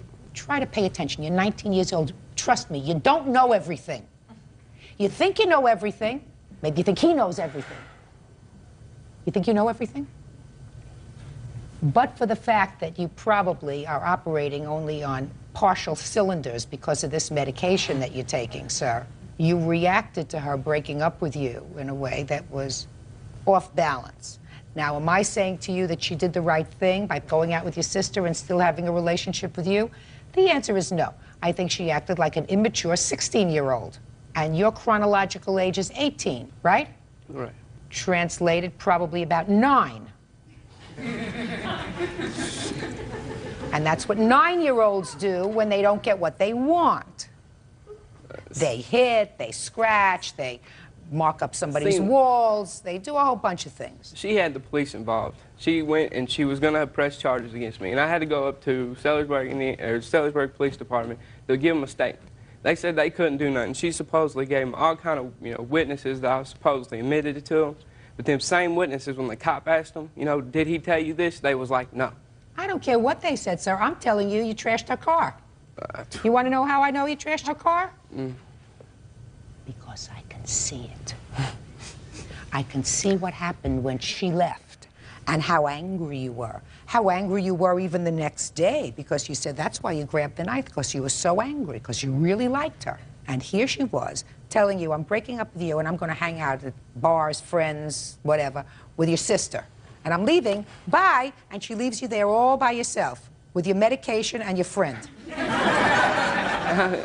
Grow up. Listen, you both got to grow up.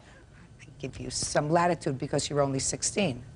You're 19 and no genius, but you're going to pay for the damage. Judgment for the plaintiff in the amount requested, which well exceeds damage to the car and your medical bills, $5,000. That's all. Funds are excused. You may step out. I think it was a great decision. It's crap that she can see these things. 2 girls told me he kicked my car and that he had a new girlfriend, but I wasn't worried about the new girlfriend. It was just a coincidence. We was trying to work everything out when all this was going on, and then I just got tired of waiting, and I started with this other girl that I know. Finally now, she knows.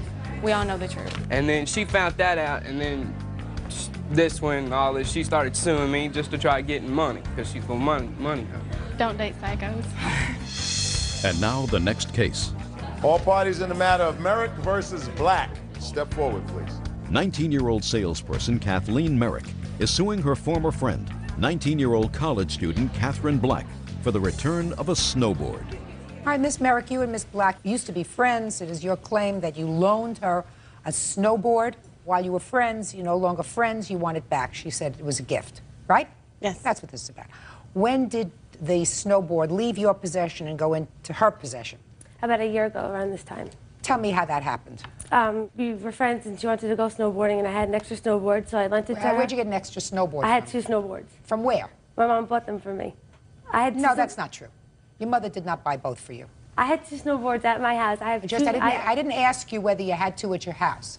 I said to you, where did you get them? And you just said your mother bought both of them for you. That's not true. One your mother may have bought for you. Where did the other one come from? The other one was purchased by my mother too. Where did the other one come from? At first she bought one and she went snowboarding and she winded up doing something on the mountain and it broke. So her mom sent it away, and while her mom bought her a new one, while it was away, it shipped away. And by the time they got it back, she already had her other one.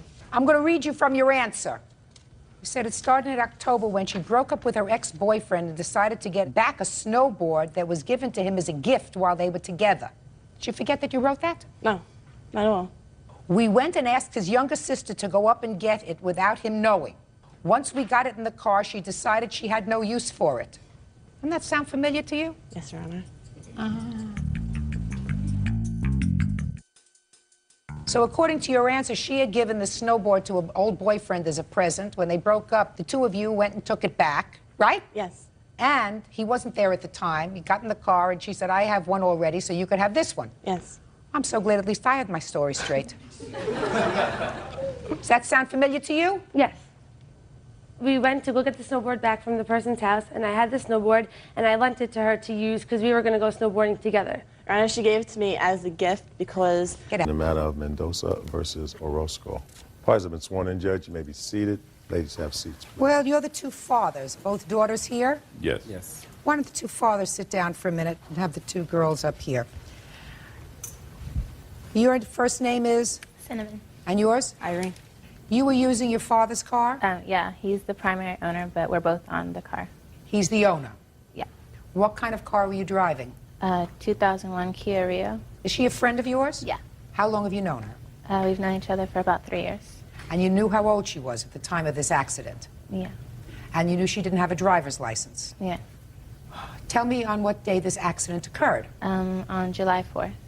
And you tell me in your own words how she came into possession of the car, of your father's car. We were riding around in Chino, where her father lives, and just looking around different stores. And then I had to go to work, and I had like a whole bunch of my clothes in the back. And we had like both of us come up with the idea of, well, since I'm at work and I don't get out till like way early in the morning, she said, well, maybe I could take the clothes to my father's house. And I said, okay, that sounds fine. I trust you. And so I gave her the keys to the car, and then she took the car, and I was at work, and then after that I got a phone call at work that my car had been in an accident. Did you ask her if you could have the car? No. It was a mutual decision that if she drove to work, and I would drive the car back to my father's house. Did you have any discussion about you not having a license? Yes. Tell me about that discussion. She was like, you don't have a license, and I was like, I know. I don't know. It's just I don't have a license. And then she was like, well, I was like, oh, I'm a safe driver. And she was like, okay. Now, how did you have this accident? I was, after she had dropped, I took the car I got on the freeway, and I was driving back to Chino. We were in City of Industry.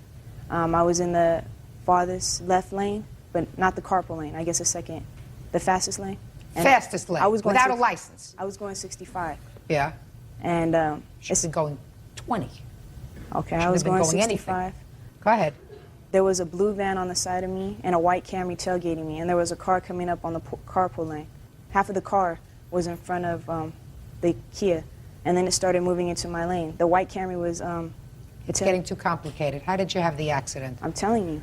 Well, it's getting too complicated. Did you hit somebody or did they hit you? No, nobody hit nobody. That's what I'm telling you. Well, just tell me, the car flipped over, the car hit a guardrail? No, I slammed on the brakes to avoid hitting somebody, and it hit the back end, hit the guardrail. And I swerved to the exit lane, or the Diamond Bar exit. Okay. All wouldn't have happened if you weren't behind the wheel of the car. I know. And maybe wouldn't have happened if you weren't driving in the passing lane. I know. Right? Yes. Okay. Now, what's the damage on the car? The total damage came to about $7,000. Mm-hmm. Now I'll have the fathers up here. With the girls. Stay with the girls. Mr. Roscoe, you are divorced from your daughter's mother, is that right? Yes. Who does she live with? Her mother. Is that by a court order? Yes. So her mother has custody of the child? Yes. And you pay child support? Yes, I do. Where I used to, not no more. No more because she turned 18? Yes. Now, Mr. Mendoza, according to your complaint, you contacted the mother yes. of this young lady, and you said it is your view that this accident was the fault of both girls? Yes.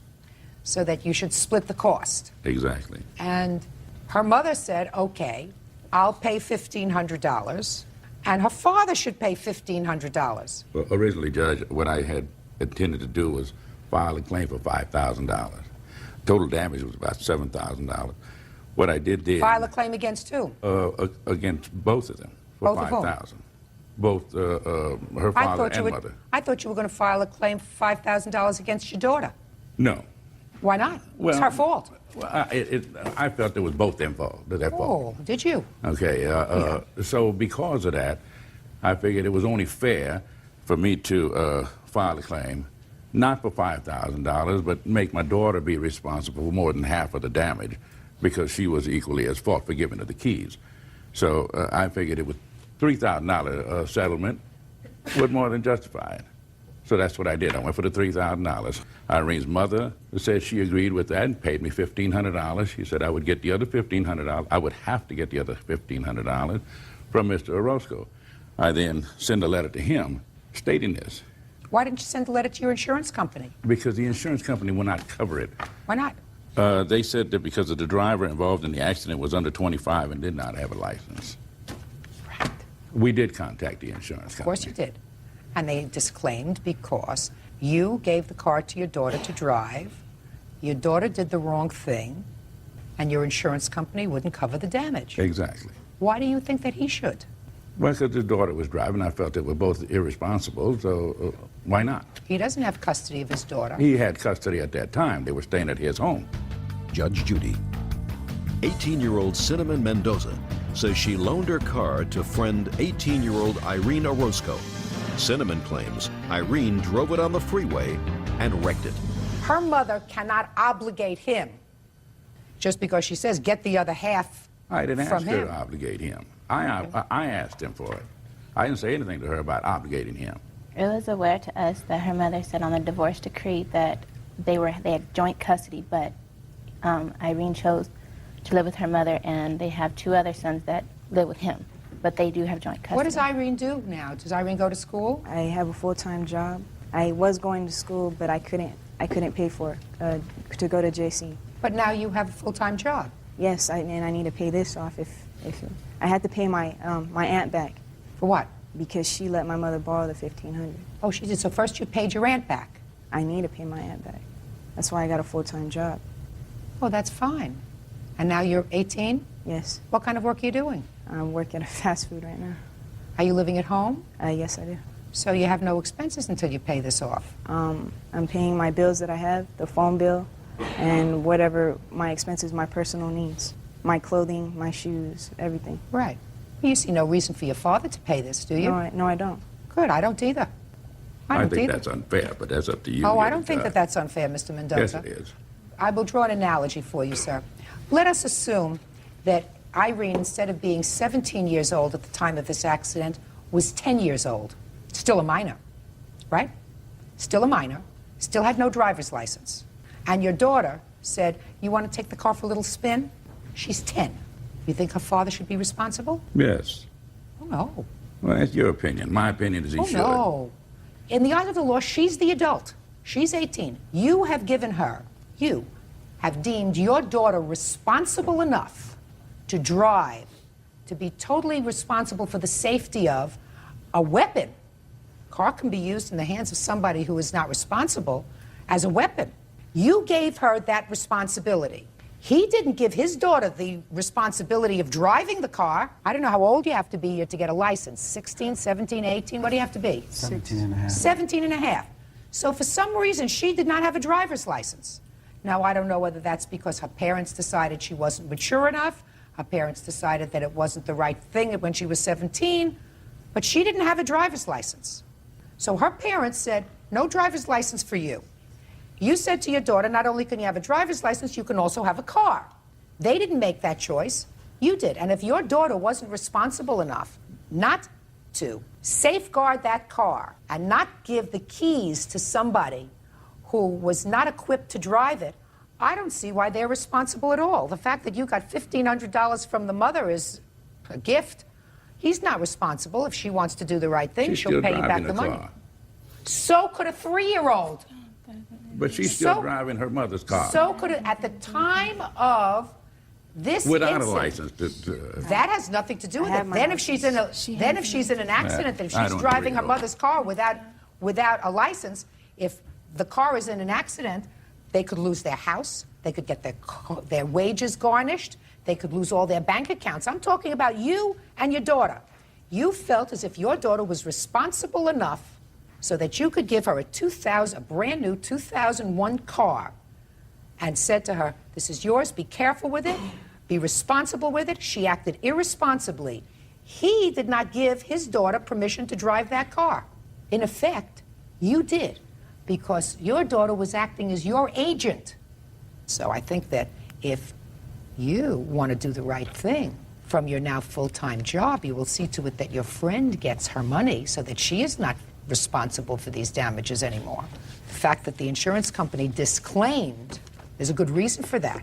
The insurance company disclaimed because they said you had no right to give an underage, uninsured person the keys to the car. I say the same thing. This case is over. Parties are excused. You may step out. She came home and said she had an accident, and first she told me it was her. She should have taken responsibility, never handed the keys to my daughter. It caused a lot of tension, but we're still friends. I mean, it's money. We're not. Money's an object, friendships, forever. I was just happy that she's alive. And now the next case. All parties in the matter of Smith versus Smith. Step forward. 60-year-old singer Myrna Smith is suing her daughter-in-law, 33-year-old computer specialist Candy Smith, for an unpaid loan to hire an attorney. Mrs. Smith, the defendant is your daughter-in-law. Yes, she is. According to your complaint, there came a time when your daughter-in-law needed some money. She needed some money for an attorney because she was going to be involved in a custody dispute with her former husband. You have 2 children from your prior Correct. marriage, and you loaned her the money, $5,000, and it is your claim that she has not repaid you. She has not repaid. And your daughter-in-law believes that she has the right to offset that money, and she's going to explain that to me. When did you make this loan? I made the loan May 1st, 2000. Do you have the canceled check? Yes. Can I see it, please? And this is also my statement.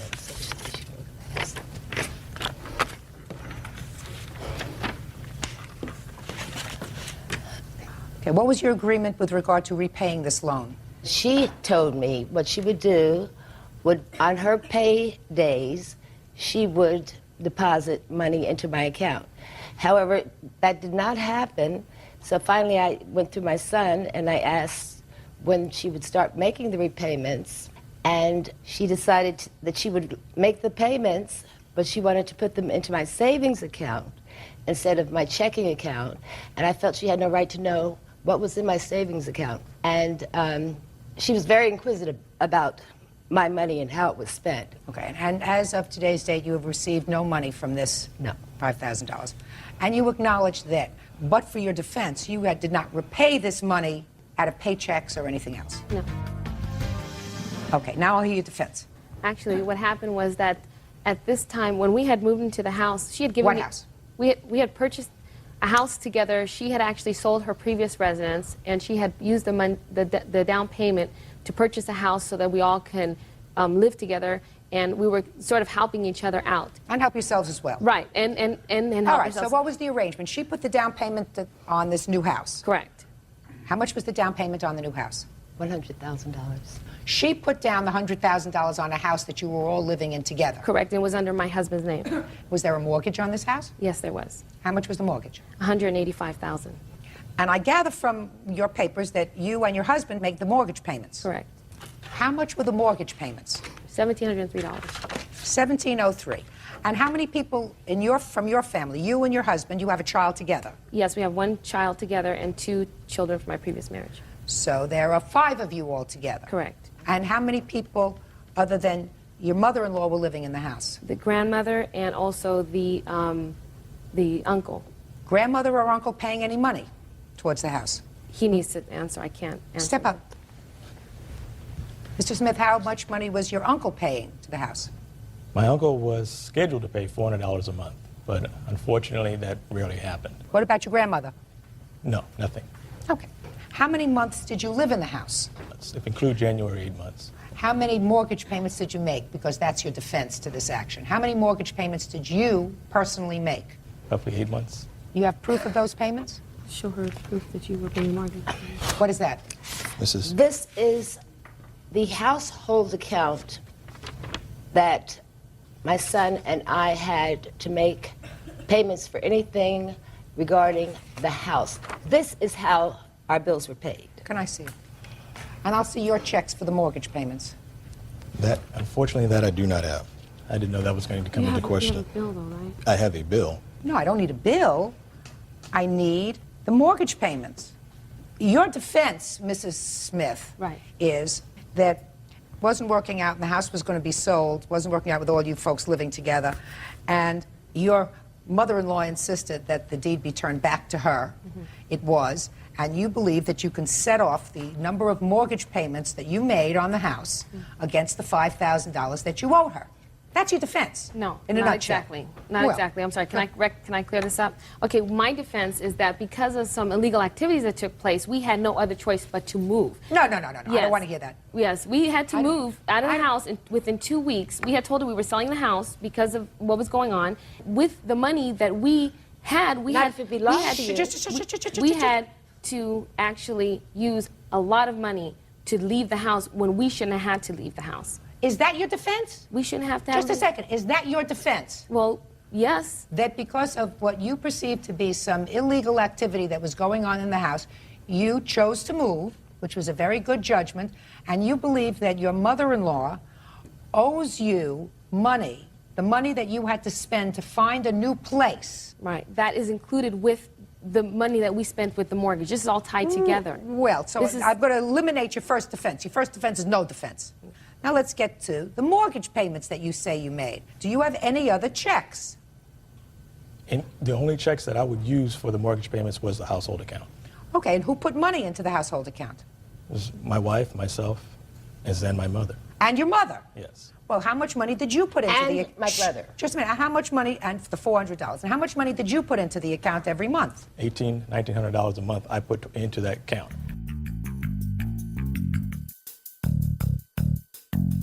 Now, my next question to you is the house was sold. Actually, my son went and got a $20,000 loan that I didn't know about. Loan for what? Against the house? Yes. Did you get a $20,000 loan against the house? Yes, I did, ma'am. Did you pay it back? I didn't have an opportunity to. No, did you pay it back? I was paying the loan back to the people that I got the loan from. Did you put in any money towards the down payment? Towards the down payment, no. So she has $100,000 in the down payment. Right. Right? Correct. She has $100,000. You have Zippo. You can't offset. I mean, first of all, you can't offset it anyway, but it's not even reasonable to offset it. Because if your mother goes to sell the house now, there's a $20,000 loan that you took out that's going to be deducted from the sale price of that house. Did you consult with your mother before you took out this loan? Did she say it was okay? I didn't need to. I didn't need her permission on that. Well, you don't need her permission on this either. You Well, owe her $5,000. That's what you owe her.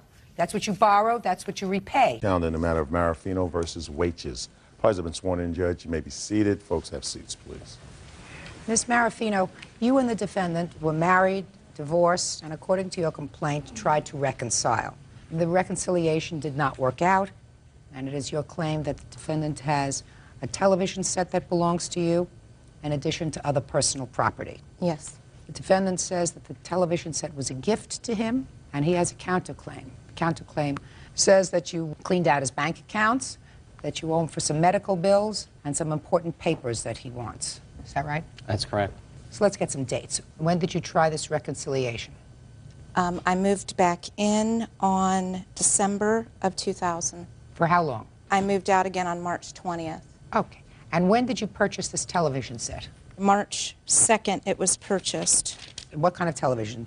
It was a Mitsubishi large screen, 50-inch, I believe. A man's television.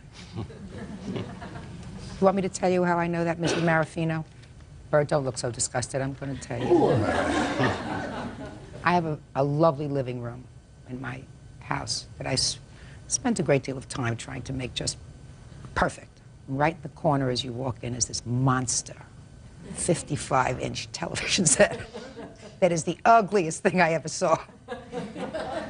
It's not mine. This one's mine, Your Honor. Okay. So tell me the circumstances surrounding you purchasing it.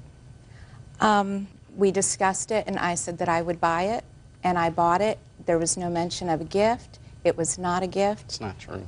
Just a minute, I'll get to you in a minute. At that point, you were living together as a family. Is that right? Correct. We were not married at the time. I understand, but you were living together as a family. Yes. How are the bills being handled? My income and his income went into one joint account, and they were paid out of that one account. Is that correct? That's correct. Okay. Where did the money come from for this television set? From the joint account or from your individual account? You have to excuse, I only have a copy of my tax income return. Just answer my question. Okay. The money, did you pay Was cash? a tax income refund. Just a second. Did you pay cash for this television set? It was a check. From where? Our joint account. That's what I'm asking you, so let's just get to it. What you're saying is you both pooled your money into a joint account. Yes. And from that, you paid all the bills. Yes. And when you got your income tax refund, it went into the joint account. Yes. And it was from the joint account that the television was paid from. Yes. Is that right? That's correct. Now, you explain to me why, sir, you believe this was a gift to you. Basically, I had wanted a big screen TV, and we were saving up money to make that purchase or whatever. She said she was going to be getting her income tax check back and put it in the account, and that she was going to buy this TV for me as a present.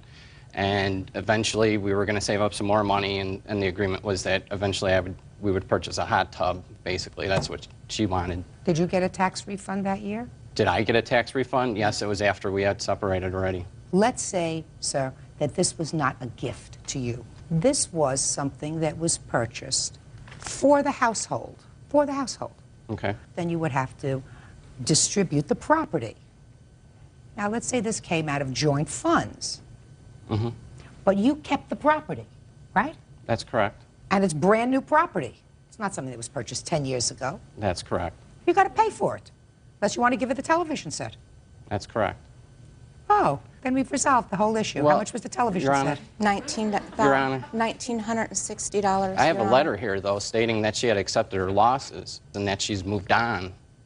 Your Honor, that was And- before I filed the lawsuit. Just a minute. I'll take a look at your letter. I'll take a look at your letter.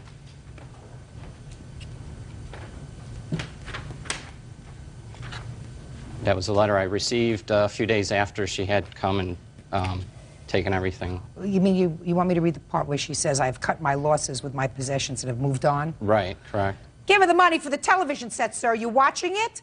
You watching it? It's in your house? Yes. Then you pay her for it. It came out of a joint account. But as you said, most of it was paid for, or if not all of it was paid All of for it, out of Your Honor. all of it was paid out of her money, and the expectation was you were going to save up more of your joint money and buy her what she wanted. The relationship terminated before that, so she never got her end of the deal, which was our hot tub, right? That's correct, but... Good. Okay. $1,960 television set. Personal property. What kind of personal property are you talking about? My son's sporting goods stuff. I had a police escort, so there wouldn't be any problems. The police officer told us both that whatever he said I could have is what I could get because he owned the home. I asked for a walkthrough of the house. I didn't really see anything, and the TV was nowhere in the house. Anyway, my stuff and my son's stuff... Where'd you move the TV? Your Honor... Where'd you move the TV? It's a big TV to move. Where'd you move it? to a friend's house. Why? Why? Because I didn't want any trouble. I didn't want to be fighting and starting a fight. We had problems with our relationship. She left. She cleared out the whole I'll get to checking your and savings counterclaim in a minute, sir. Do you have her son's sporting equipment? Yes, I do. Where is it? It's in the garage. Good. You give it to him. What else? That's... Assorted clothes, assorted kitchen stuff. Forget it. A treadmill. You have her treadmill? Your Honor, that treadmill was at the house, and when she came to get her possessions, she said that it would not fit in her house, and she left it on the back patio. It's still there. Yeah, it's still there. You want to make arrangements to go and get it? Go and get it. Well, Your Honor, it's been out in the rain. It was... Should have filed your lawsuit before. You're not going to get money for it. Real cases, real people. Judge Judy. Maria Marafino says ex-husband Felix Wages owes for a big screen TV and the return of her property. Now, you say that she cleaned out a bank account. What bank account did you clean out and when? It was our joint account, basically the day after she had left. Can I see it? It's all highlighted, the amounts and the day she had done it. Just a minute. Just a minute.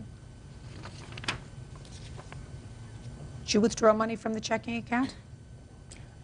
There was $1,400 in the checking account. I took out $700. There was two right in a row there, Your Honor, one for $700, one for $726 right underneath it. Yeah, and you must have took that out because, Your Honor, I did not. Well, there's one on the 25th and there's one on the 26th, Right, so I can't tell. You might have taken one out the next day. Is that possible? Not that I recall, I did not. Well, I mean, not that you recall. Well, I know for a fact I did not. Fine. If she was going to clean out the checking account, she would have done it on the same day. Also, Your well, Honor... now, Your Honor, on there, on the second page, you can see she went back into the account the next month and withdrew more money out of the account. She proceeded to use... You're talking about $41.75? Your Honor, And I she did had take told me- $40 out, and $175, I think, was a little ATM charge. Why did you take it out the following month? Because I needed food, groceries. Okay, I went but you'd out already with... taken out your half. Oh, yes, ma'am. Yes, Okay. ma'am. So he gets credit for $41. Okay. Now, the savings account, you took There the was whole thing. $305 in the savings, Right. and I took out $300 of it. That's not half. Did you both put money in the savings account? No, Your Honor, he has a business account that he was putting money in as well that had over $1,000 in it at the time. No, that doesn't answer my question. Were you both putting money in the savings account? Yes. Then you were only entitled to half, not the entire amount. Okay. So he gets credit for $150. Okay. Can I explain why I'm actually asking for more money? No, I'm not interested why you're actually asking for more money. Well, Your Honor... I'm not interested. Anybody who takes the television out of the house so that it's not there, I'm not interested in what they have to say about that. She took out half. You have half. Now, let's hear about the medical bill, sir. That's another part of your counterclaim. When we had gotten back together again, I had received an income tax check. I had signed the income tax check over to her to get a breast enhancement, and basically I figured if she could give this TV as a present to me and ask for it back, that was a present to her. He'd like my implants back? Forget it. What's next? It's an interesting theory. Let's go. Next. Papers. She has papers from the house, mortgage papers and everything like that. Is the house in your name? Yes, it is. Those his papers? Yes, ma'am. Give them to him. This was in one of the garbage can bags that he packed of my stuff. It's not They're all very there. organized. 191. So $1,769 for the television set if he's going to keep Your it. Honor, it's out of a joint account. I don't understand that. Is it back in your house? Yes, it's in my house. You moved it back. Yes. Pay for it. Even It's listen to me. Even if I take what your excuse for this television set was as gospel, the agreement was that since she was getting the money at that point, and I'm speaking and you're not receiving, Okay, I'm hearing what you're saying, Your Honor. that the television set was going to be purchased first, and then when you got your money, your tax refund, you would purchase the hot tub with your money that would go into the joint account because that's what she wanted. Well, that contract was never fulfilled. It was never fulfilled because I'm speaking and you're not receiving. You're going to try to talk around me, over me, through me. It's not going to work. Your contract, therefore, with her was not fulfilled. And she gets either the television back or the money for the television back. $1,769 judgment for the plaintiff. That's all. Thank you. Parties are excused. You may step out. After now, we will never be together again. I think he's a selfish, evil man. And now the next case. All parties on Moeller versus Stevens. Step forward, please. Commercial pilot Doug Moeller is suing his neighbors, Roger and Jackie Stevens, and their son, 17-year-old Brian. Doug says Brian purposefully damaged his daughter's bicycle. The Stevens are countersuing for the cost of a bike and damage to their screen door. Mr. Moeller, it is your claim that the defendant's son damaged your daughter's bike. That's correct. The defendant says that he caused no damage to the bike, and they are counterclaiming because they say that their daughter's bike was stolen from your backyard and it's your fault. B, that your son tore a hole in their screen door. You weren't there during this bike incident? No, ma'am, I wasn't. I'd like you to sit down. Okay. And your children up here. Now, you weren't present either, is that right? Correct. So you can sit down, leaving the alleged perpetrator standing. When did this happen? Around midsummer last year. Tell me about the day. We went over to see my cousin that we always play with. You have to speak up because I can't hear you. Tell me your first name. Timothy Moeller. All right, Timothy, keep your voice up. You hear the way I'm talking? Yeah. Try to do it. Okay. Good. Okay, go ahead. Brian started jumping up and down on the bike. That's Brian. Yeah. What were you doing on the bike? I was sitting on it. I've never seen a bike like that before, so I was testing out the shocks. Testing out the shocks. Right. And how, Brian, were you testing out the shocks? I bounced up and down on the seat a couple times and lifted the front tire off the ground about 2 inches and then let it go. It was a girl's bike, wasn't it? No, it wasn't. It was a boy's bike. Yeah. Big or little? It was big. It was a 20-inch. Your Honor, could I give you a photograph of the bicycle as Yes, evidence? I'd like to see it. This is a photograph of the bicycle with a bicycle license, and it shows that these are actually children's bicycles. Quite a bit smaller than an adult would be riding. Mm-hmm. Small? I didn't think it was. Small? Okay. Okay. Who told you you could get on the bike? Nobody. Can I see the wheel, please? How old are you? 17. I So was 16 get a job at and the time. pay for the wheel. Wheel's all bent. Wheel's all bent. Would you step up, sir? Okay. We'll make very quick work of this part of the case. Your son got on a bike without permission, tested out the springs, didn't ride it the way it was supposed to be ridden, and they say as a result of that the wheel was broken. So? Well, according to My witness, my daughter and my son, when he got off, it was still on the kickstand. She got back on it. She rode home on it. We felt that if he had done it, she would have went home. If she'd have done it right then, she'd have went home and told her father, hey, Brian just damaged my bike. But the story that we got is that the next day or so, he noticed the damage, came to the children and said, what happened to your bike? We're not sure. We think maybe when Brian was on it, you know, and so we just don't feel that he did it. It may have happened later. And, well, what you feel is irrelevant. Okay. Relevant facts are he got on a bike without permission. He was testing the shocks. Okay. He's a big boy. He jumped up and down. I mean, at least he's telling the truth. Now, when you went to ride the bike home, did you see anything different in riding the bike? The bicycle wheel was rubbing up against the side of the bike. And did you feel that before he had gotten on the bike to test it? No, ma'am, I didn't. Okay, so now I need the bill. I mean, it's not malicious, it's not terrible, but you pay the bill. $106, is that what it cost? Mm-hmm. Good. Now, let's get, what? Your Honor, could I speak for just a second, please? Sure. What we've heard here is in a large part a fabrication. In fact, I'd like to call Michelle Stevens as a witness, if I could, please. Brian. Second, sir, you just won your case. Why do you have to call Well, anything? I know, but there's a little bit more than $106 involved here. What? It cost me $27 to file this in small claims court in Wichita, Kansas. Oh, okay. And there was more damage to it than just the wheel. The handlebar extensions were damaged, the pedals were damaged, the bicycle seat was torn up. I asked for the bill to fix Yeah, it. you got the bill. That's You got correct. the bill, Yes, ma'am. $106.40. That's correct. That's the bill that you gave me. That's correct. So? Well, I guess that's the end of the story then. That's the end of the story. All right. You just Okay. won. Sit. Very good. This is not a major toxic waste pollution case. I understand. A bent bicycle wheel. All right, let me get to the bottom line of your case, which I've read. Let me see if I understand it. Your daughter was playing over at their house. The plaintiff wanted to go someplace. And according to you, he said to the kids, why don't you just put the bikes in the backyard? The daughter put her bike in their backyard. The bike was stolen. And based on that, you believe it's his fault. His responsibility. No, that's wrong. How old is your daughter? 13, So she had the capacity to say, I'm going to go put my bike in my garage? which she did. And he said, no, just put it in our backyard. We won't be gone very long. And both of the girls' bicycles got stolen. You want to go further and tell me about this torn screen?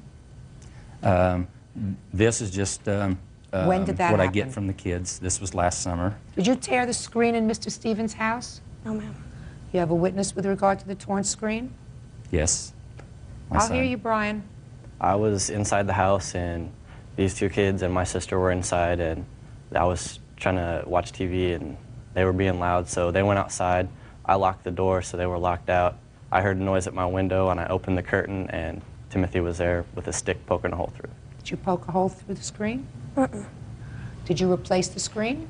No, but I have an estimate to have it replaced. You went through a whole summer with a screen with a hole in it from a stick? Yes, ma'am. Get a patch. I can understand why you're aggravated, but it's unfortunate that people who had a rather pleasant relationship have any tension because of this. That's your fault. They're all a lot younger than you are. So the first thing that happened was you locked your sister and her two friends out of the house because you wanted to watch television in peace. Is that what happened with the screen? Stupid. Then you got on a bike, jumped up and down on the bike, not your bike, and bent the wheel. Bent the wheel. Also, stupid. As a result of that, two families, which had, I assume, gotten along reasonably well together if you let your daughter go with the plaintiff before, have any kind of friction now. Very, very stupid. Judgment for the plaintiff in the amount of $133. Ms. Morris. President sworn in, Judge. You may be seated. Young lady, have a seat, please. All right, this is a little complicated. Let me see if I can simplify it. Ms. Dawkins, according to your complaint, about a year ago, your boyfriend was arrested and was incarcerated. The defendant was a friend and also was a paralegal by trade. You claim that you paid the defendant $2,500, that she said that she had an attorney who would be very good for your boyfriend, and that the $2,500 was a retainer. And then later, when he was given a public defender, she said that she would work with the public defender to file motions and do other things in her capacity as a paralegal. Is that correct? Yes. Subsequently, you found out from the attorney, the public defender, who had been assigned to represent your boyfriend, that he told her to stay out of it and not do anything. So you want your $2,500 back. Right. Is that this case? That's it. Ms. Morris says that the $2,500 was in fact paid to her, but it was for the return of a loan. Now, first tell me, just my own information, what was your boyfriend arrested for? It's for a murder. He's still in prison right now. And he still has a public defender. Right. Did the attorney who Ms. Morris said that she had that would be very good for your boyfriend, did he ever appear in court? No. When did you give her this $2,500? In November 2000. Did you give it to her in check or cash? I sent her a money order with cash. You have a copy of that money order? Yes. I'd like to see it, please. Well, Western Union. Receipt. I'd like to see it. I'd like you to tell me, Ms. Dawkins, about the discussion that you had with her when you sent her this check. Like you said, my boyfriend had went to prison, and because of that, we called on Paulette for legal advice, and she told us that she would see what she could do. And she told me that he would need a lawyer, and she had a friend that she was going to talk to. So she did that. I talked to Paulette a couple days later, and she told me that if I got $10,000, that we would be able to retain this lawyer.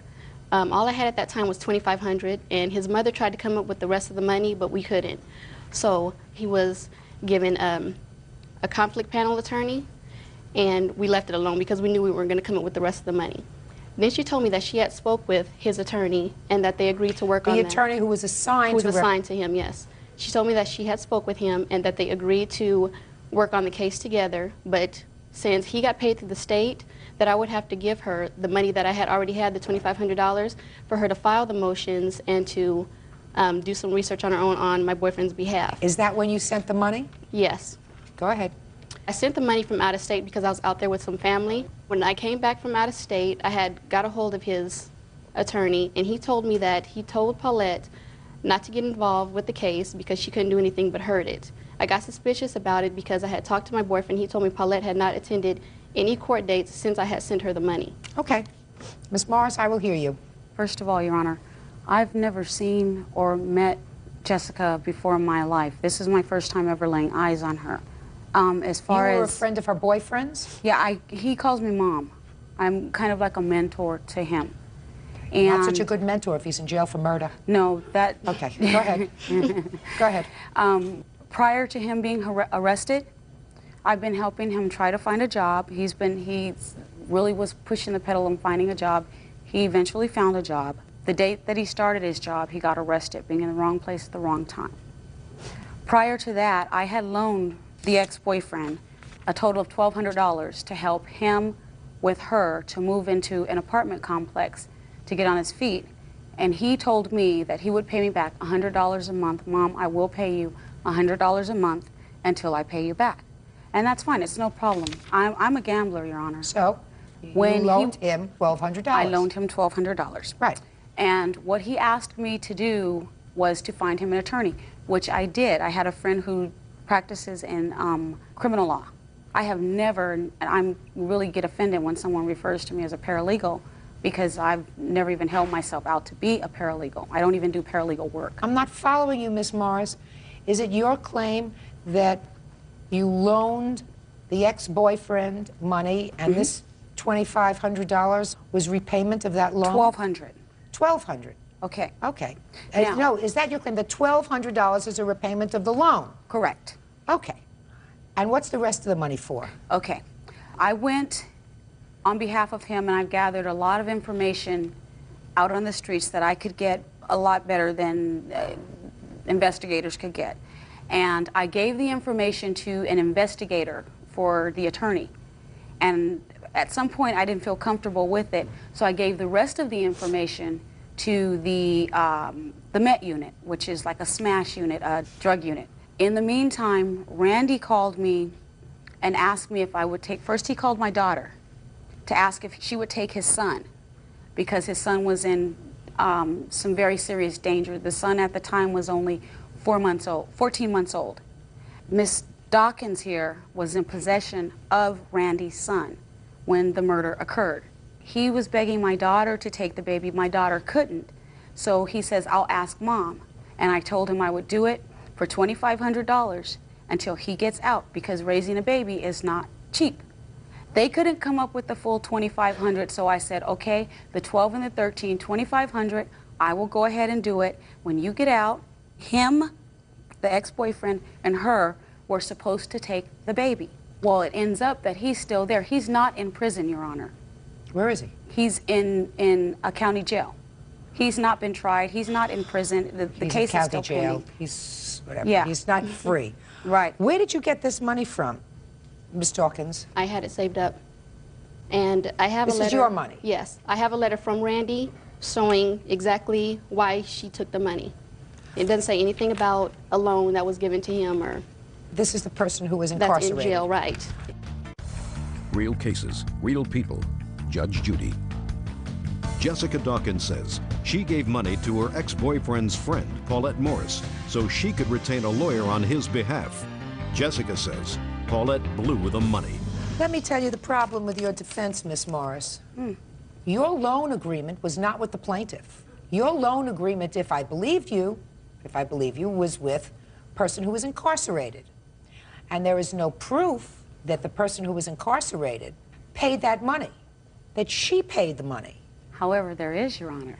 Tell me what that is. The reason I'm being brought here today is because Ms. Dawkins found out that my daughter Kyla here, who was really close friends with Randy, was seeing Randy.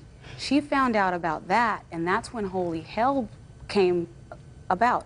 Her problem is between her and my daughter and Randy. How old is your daughter? My daughter's 19 years old. What do you mean she was seeing Randy?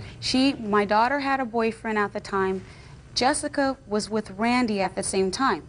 They were all kind of hanging out and having fun together. I had no idea that they were seeing each other, you know, other than being friends. Let me ask you this question, Ms. Dawkins. Did you ever have a telephone conversation with the defendant? Yes. When Several. did you have that telephone conversation? I've had several conversations with her. Relative to the $2,500? Probably around June or July that I spoke with her and asked her about the money. What do you mean asked her about what? Because this is when I found out, this is when I had got back and I had spoke with Randy. He told me she had not been to his court dates. Since I gave her the money, he hasn't heard from her. So I had called her up to see what was going on with that money and why she wasn't doing what she promised. And that's when she told me she had the baby, and I have never had custody of Randy's son, ever. Who asked you to send this money? She asked me to send this money to her. Did you speak to Randy first?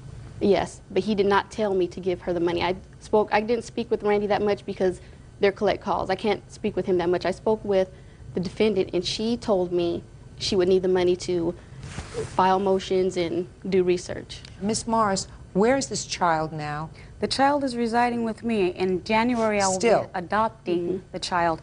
I have a letter here from Randy as well, asking the judge court, and it is in the papers as to him wanting me to take the baby. As far as me not going to Randy's court appearances or anything, he requested me not to for the safety of the baby. Well, this letter does not give you the ability to adopt the child. No, I have. Give his consent. I have the. Did you file a petition to adopt the child? I have the petition for guardianship. Guardianship is not adoption. No, the laws have changed within 1 year. In January, the adoption procedures will be Will start exactly. Can start. His parental rights have to be terminated. Terminated Where's within the mother? 1 year. The mother is in a youth halfway home. She just got out of juvenile hall. Are you paid any money by the state? Now I Ms. am. Morris? Yes, I am. Let me finish. There is a procedure that is used in this country. It's called kinship foster care, or foster care with someone that you know.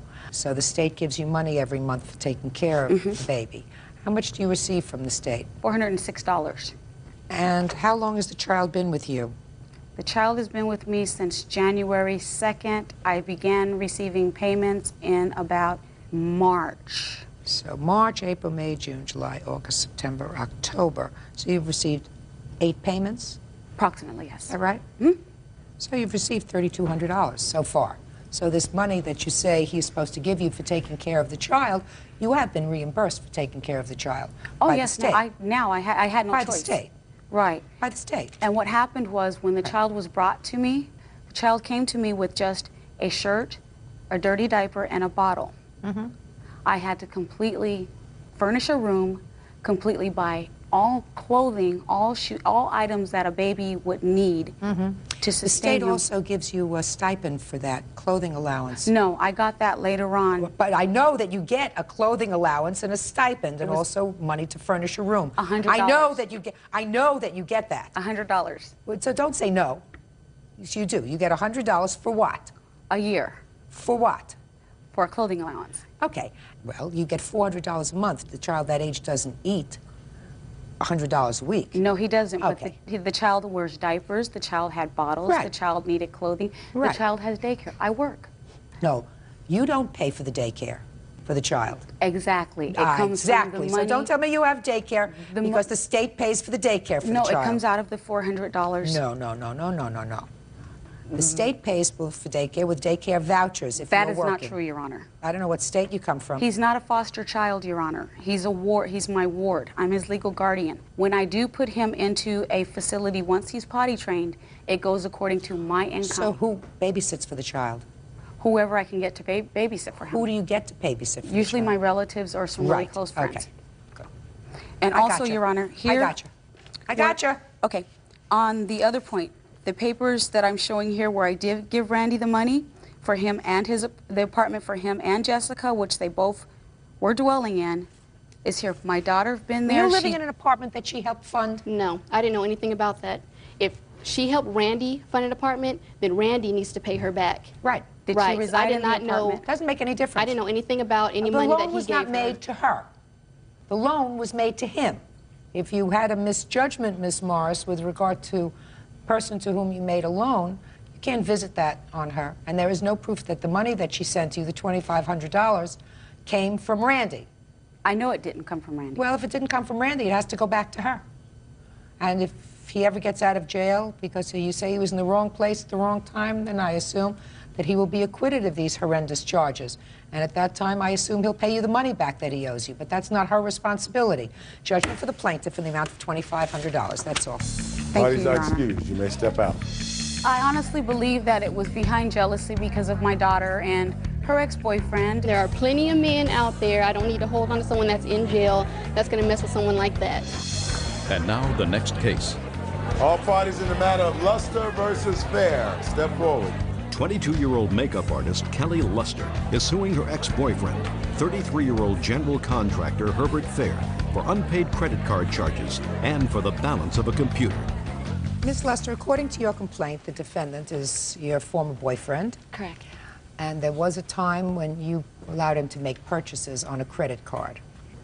Correct. When you broke up, you put a stop on that credit card and said that you no longer wanted him to be able to make purchases on it, and the next day or something he made $677 worth of payments on the credit card.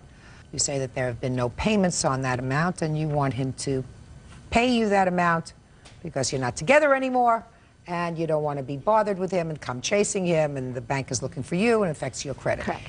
In addition, you allowed him to purchase a computer on your credit card. We opened up a gateway account, and it was under my name because I had good credit. And we paid the payments together. We lived together for about 3 years, and the payments were fine. We paid them together. And as soon as we broke up, I was paying the payments, and the computer remained at his house. He agrees that he put that money on the credit card, $677. I do. And what's left on the computer is what? The amount is $1,357.88. Now, Mr. Fair says he did pay for a substantial amount of the computer, and he does acknowledge that there is an additional amount owing on the computer. His defense is that he made some sort of a loan for some plastic surgery that you had. It doesn't matter what the loan was, Your Honor. I just basically... He loaned me money. I lent her money. Well, that's what you say in your answer. Doesn't so matter you want what to tell it me is. about this loan that you say negates the $677 as well as the $1,357 that's left on the computer that is in your possession. This is true. Well, tell me. Well, What basically, loan did you make her? I gave her a loan.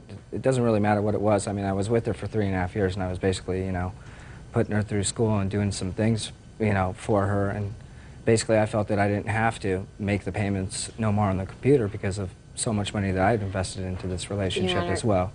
Your Honor, I paid him back the loan that he gave to me. So that has nothing to do with the computer. I paid him back every single dime that he lent me. So it has nothing. Did you? Yes. But she was supposed to pay me back, but she didn't pay me back on time. But I still paid him back. He was still paid back. I mean, how much did you borrow from him? I borrowed $3,000 from him, and he was paid back every single dime. Is He that wasn't correct, paid sir? back exactly. I was paid the it time. back, yeah, but not the time that I was told that I was going to be paid back. Were you paid back before you broke up? Yes. Yes. So it wasn't an issue. Yeah, so I don't even know why he's even bringing that up. I think he's just using that because he knows that he owes me for these things.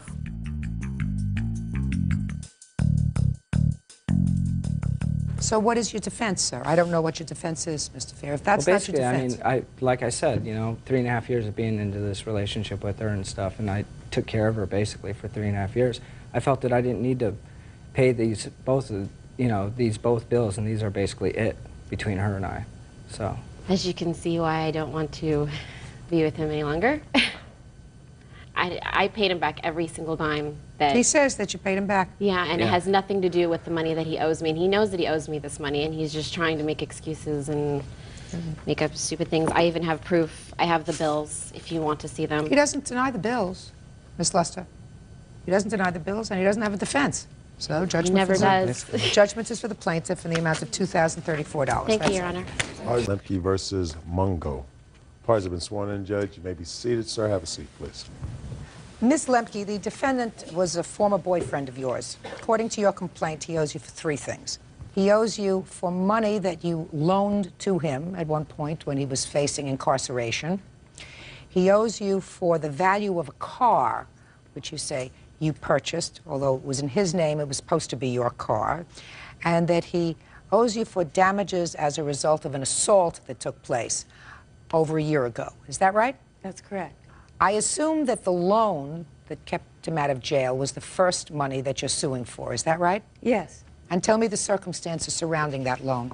John was, faced going to jail for child support arrearages, and the day that he was to appear in court, we took the bus up together, and then I overheard his, discussion with the DA and that he needed $750 to take him, him out of jail, and we agreed that I would, loan him the money and that he would repay me when he was able to. Well, how did that come about? What did you say to him, and what did he say to you?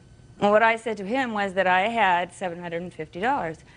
Just don't worry about it. You can repay me, when you're able to. I have $400 cash in my wallet, and we can go down to an ATM. Tell me about, sir, your version of the $750, which you acknowledge that the plaintiff paid in order to keep you out of jail. The $750, Lynn had offered to give me $700. Tell me how it came about. Oh, I was trying to do that. No, start before we went to court, several days before she... Look at me. Yes, ma'am. She volunteered, said, I could give you some money to stay out. And I said, absolutely not. I don't want to do it because I would feel obligated. So a few days went by, and I was supposed to turn myself in. So we went, and then when we got into out in the hallway, the public defender said, well, do you have the money? I said, no, I don't. And he says, I have it.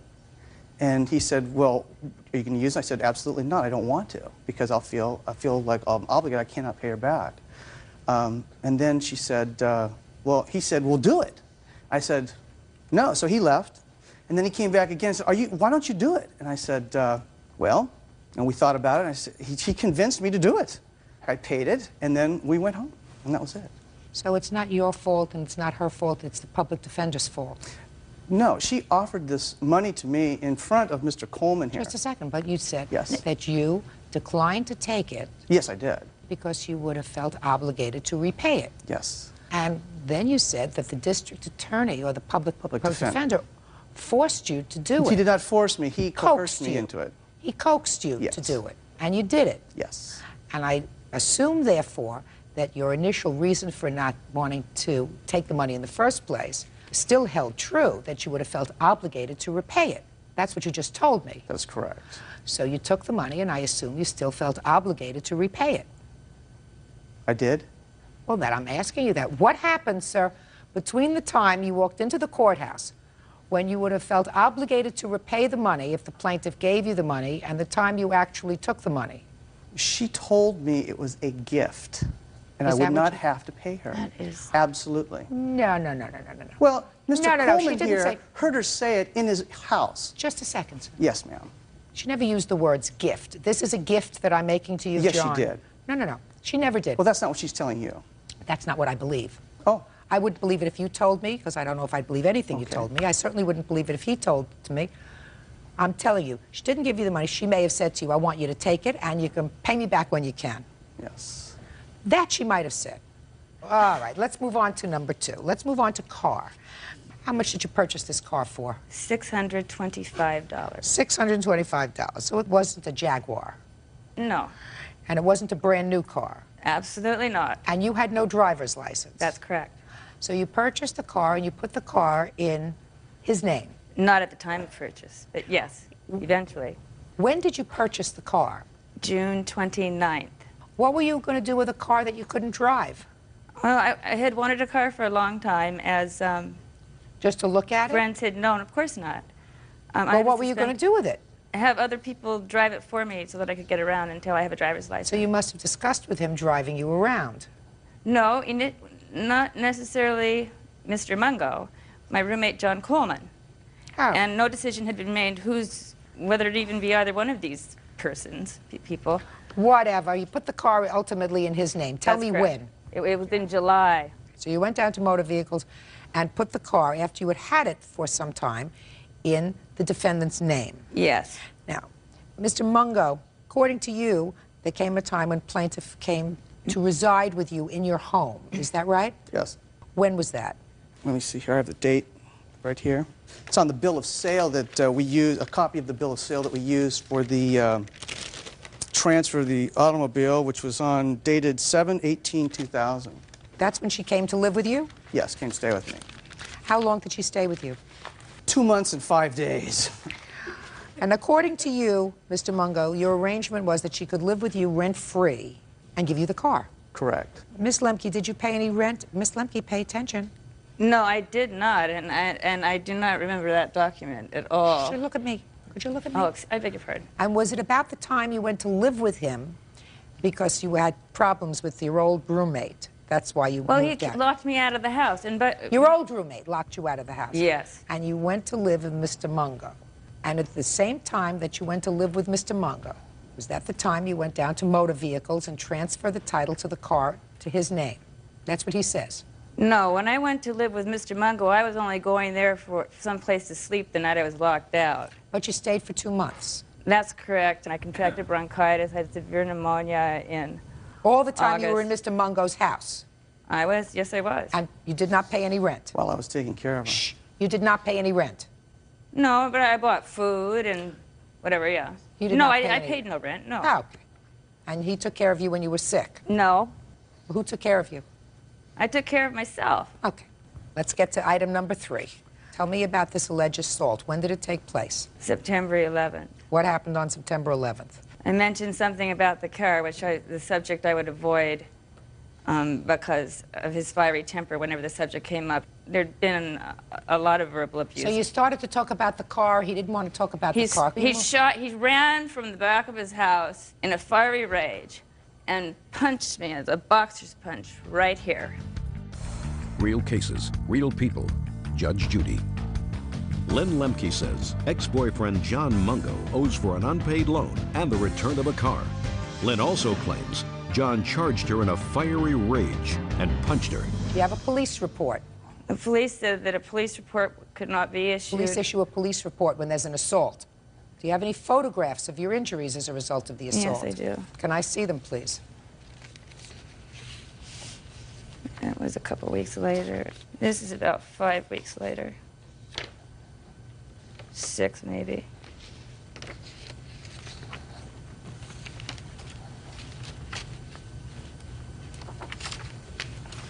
Okay, let me hear your version of what happened on this date on September 11th. Well, Miss Lemke is an alcoholic, and she was drinking 24/7 every day for 2 months. her idea of being For the sick 2 with months that she was living with you? Yes. Her idea of being sick with bronchitis is drinking a 1.7 liter of Jack Daniels and barfing all over the place.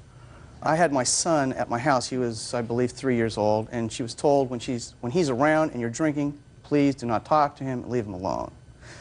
We were in the bathroom, and she came in and she grabbed me by the arms. She was shaking me and screaming at me, and I could see the fillings in her teeth. And I broke loose from her, and I went outside. And before I went outside, my little boy was hitting her on the leg like this, saying, stop. He could see that there was this anger, and it was getting him upset. So we went outside, and my little boy kept trying to protect me, and then she went to grab him, and as she grabbed him, he kind of turned upside down, and she spiraled down into the brick fence, and he kind of kicked her in the face. And oh my God, that's an outright lie. Basically, I just was horrified. I said, "Oh, you've got to go." I didn't want her to be there anymore. And she kept wondering. I don't know why she was there in the first place, sir. She was there because she was so combative with John. He couldn't have her living at his house anymore. He locked her out. So she had other places to go. She could rent a room someplace. Go to Yes, Y. she could. So why was she living with you, sir? You're telling me she's an alcoholic. You had I wanted my car back. I think she was crazy mad in love with me, to tell you the truth. Well, we were having a torrid love affair. You were having a torrid love affair at times with somebody who you say was a complete alcoholic? When you have a torrid love affair with someone who is blind on Jack Daniels for 2 straight months. How? Yeah. It's not hard. Not for you, maybe. Not for you, maybe. Okay. What happened as a result of this assault? Were you ever contacted by the police? The police, well, when after this happened, I picked, my son was supposed to go home to his mother. I spent the night over there. I didn't want to come back home. And apparently the police came out, and the policeman said, I think, ma'am, you must have fallen off the porch and hurt yourself. Don't tell me what the police said to her. Well, he was there to hear it. This is unbelievable. Okay. Hearsay? Hearsay. Oh, This okay. is. Okay. Oh, yes. You're despicable. Thank you. Excuse me. Thank you very much. Excuse me. Excuse me. Quite frankly, Miss Lemke, if someone had assaulted me, causing this kind of injury, yes, then there would have been a police report, there would have been a police prosecution for domestic violence. Mm-hmm. 2 weeks later, I went to court. I went to jail for domestic violence, Your Honor. And I cannot understand, madam, why you would not follow up on this case that happened over a year ago. Why? I've been sick for months. Okay, you're going to get your $750 bail money back. You are not going to get your car back because I do believe Mr. Mungo, and believe me, it was a real stretch because it's hard to believe him about a lot of things. I do believe that he agreed to have you live there rent-free in exchange for this $625 car that you had put in his name anyway. As far as your request for damages with regard to the assault, I am not quite sure how this happened. And it is quite possible that you were, in fact, intoxicated at the time, and you're not sure how it happened either. So this is the judgment of the court. You keep the car, and you give her $750 for the bail money. You got me? Good. That's all. Parties are excused. You may step out. Lady Smirnoff? Well, he bought alcohol for me. I think she's still in love with me, and she just wants to have some type of contact. In fact, he had stated he liked me better drunk than sober because he wanted anything from me. And now the next case. All parties on Astuto versus Curley, step forward, please.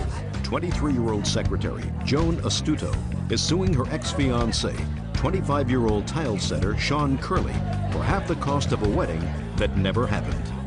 Mrs. Studo, according to your complaint, you had a long relationship with the defendant, spanning a little over 5 years. Yes. You have a child together. Yes. And at some point, you decided to get married. He proposed and gave you a ring. Yes. I picked it out. I put down 80 towards it, and he put the rest. Okay, how much was the ring? It was a little over $200. I put down 156. Okay, and then there came the time when you started to plan the wedding. And you put some money down on various things for the wedding, a hall, a DJ, all totaling about $700. And then in September, you decided this was not going to work out. You called off the wedding and moved out, right? Yes, ma'am. What did you put the money down on? The reception hall at the Spartan Manor, How much was that? $600. Yeah. and 95 towards the DJ. Who was going to pay for the wedding? We were both, but I put down the money for the DJ. And Tell me the discussion that you had. Well, I discussed on where to have it, and we agreed at the Spartan Manor, and then we went together to the reception site and put down the deposit. Okay, and how come you put down the deposit? Because I was the one who had the money. I didn't have the lump sum of $600 to put down at the time. At the time? Yes, ma'am. And what about the DJ? I told him how I was booking that DJ, and he agreed. I don't remember anything like that.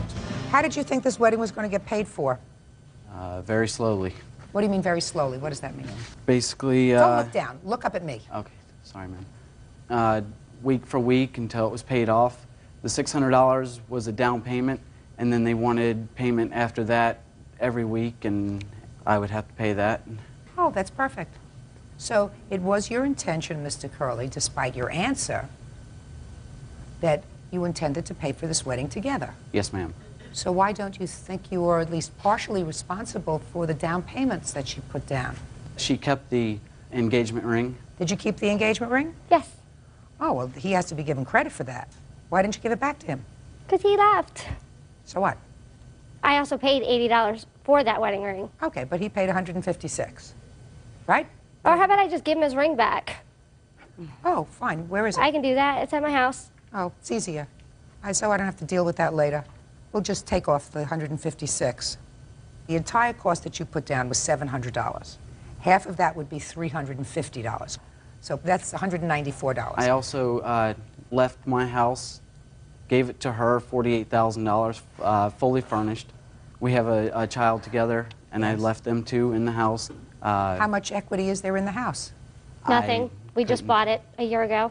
How much of a down payment did you put down? A little over $1,000. So you didn't leave her with a $48,000 house, you left her with a $47,000 debt. You have a daughter together? Yes, ma'am. Paying child support? Yes, ma'am. How much? I pay, right now it's not court ordered, but I'm paying $88 every week. We do have a court date for that in a couple weeks to determine child support. And do you visit with your daughter regularly? No, I haven't seen her since Christmas Day of 2000. Why is that? She has not let me see her. Why is that? I've told him he can come to the house and pick her up, and he refuses. I've had threats from her house. You know, I've done in the last Just a 5 second. years for Just a him second. enough. I am, you know, I'm not his mother. I don't want to be his mother anymore. I'm not interested in whether you want to be his mother anymore. So you say that you've told him that he can come to the house and pick up your numerous daughter. times. What does he want you to do? He says no. He says to meet me at the police station. This weekend, I called him to meet him at the police station. I talked to his girlfriend and argued with her on the phone. Just a second. So he was smart and he indicated to you, just meet me for pickup and delivery at the police station. If he's afraid of some altercation that might take place when he comes to pick up the child in your home, then usually when I was full-time sitting family court judge, I would make pickup and return in some neutral place where there were people around so that would avoid confrontation between two people who don't get along. So picking up and returning the child at the police station is a very good idea. Judge Judy continues in a moment. He has to see his daughter. You have absolutely no right to keep the child from him. None. And I would assume that when you go to court, you make sure that you tell the judge when you go to court, Mr. Curley, that what you had suggested because of the problems was a pickup and return in a neutral spot, and she had rejected that. Yes, ma'am. There's no question that the court will order visitation because whether it worked out between the two of you or not, your child has a right to spend time with you. Yes, ma'am. So judgment is for the plaintiff in the amount of $194. That's all. Part 61 on the calendar in the matter of Decker versus Moore. Parties have been sworn in, Judge. You may be seated. Folks, have seats, please. Mrs. Decker, the defendant's dog bit your son on the face. Yes. The defendant does not deny that her dog bit your son, but her defense is that you failed to supervise your son, and that's really why he was bitten. Is that right? Yes. Okay. When did this happen? On September 9th, Where were you?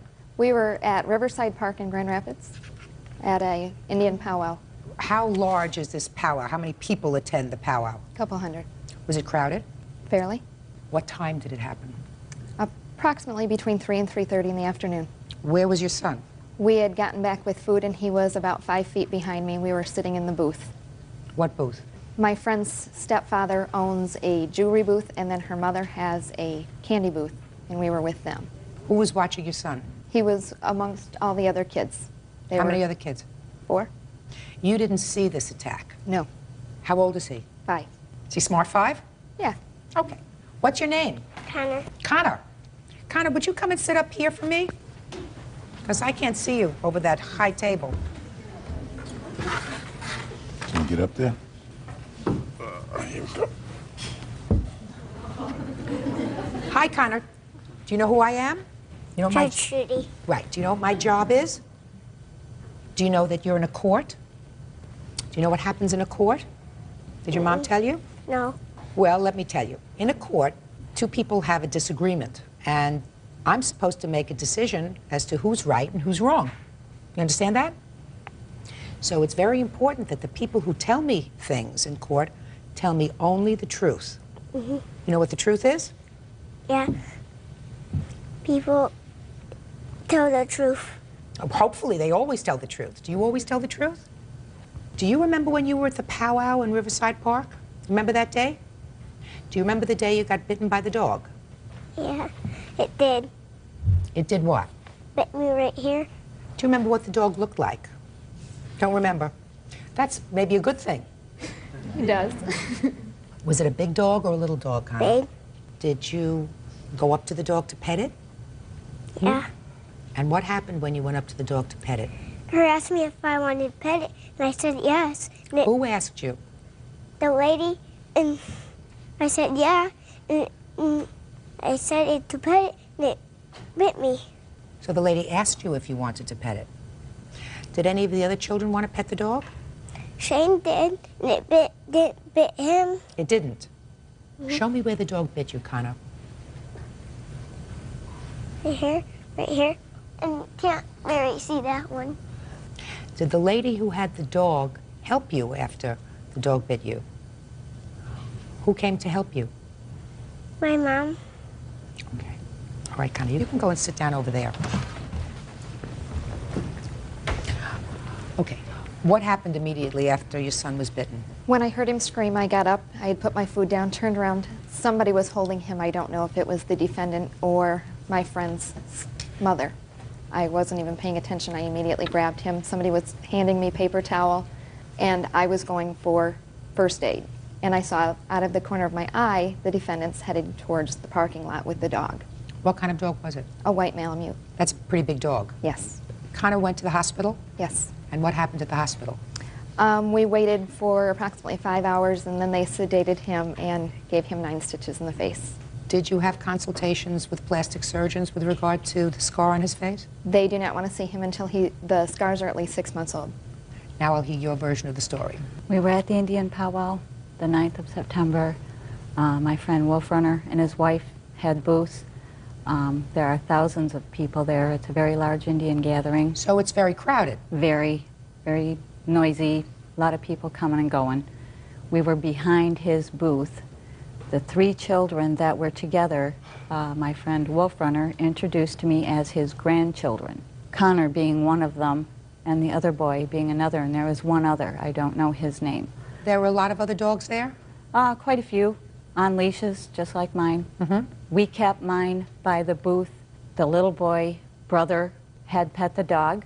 I was sitting right there. The dog was on his haunches, sitting. Not a problem. We were very careful. He is a big puppy. He's still a puppy. How old is he? He's 1.5 years old. I have pictures. I'd like to see the picture. Okay.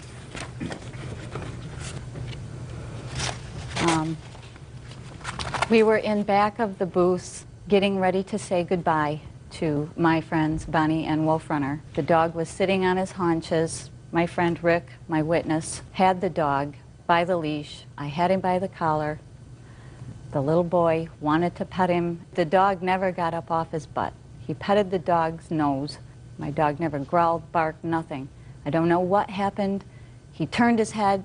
The dog, within a second or less, grabbed his face. Rick had him down on the ground. I picked the little boy up. He was still standing. I called Bonnie, who I thought was his grandmother. That's who I was introduced to.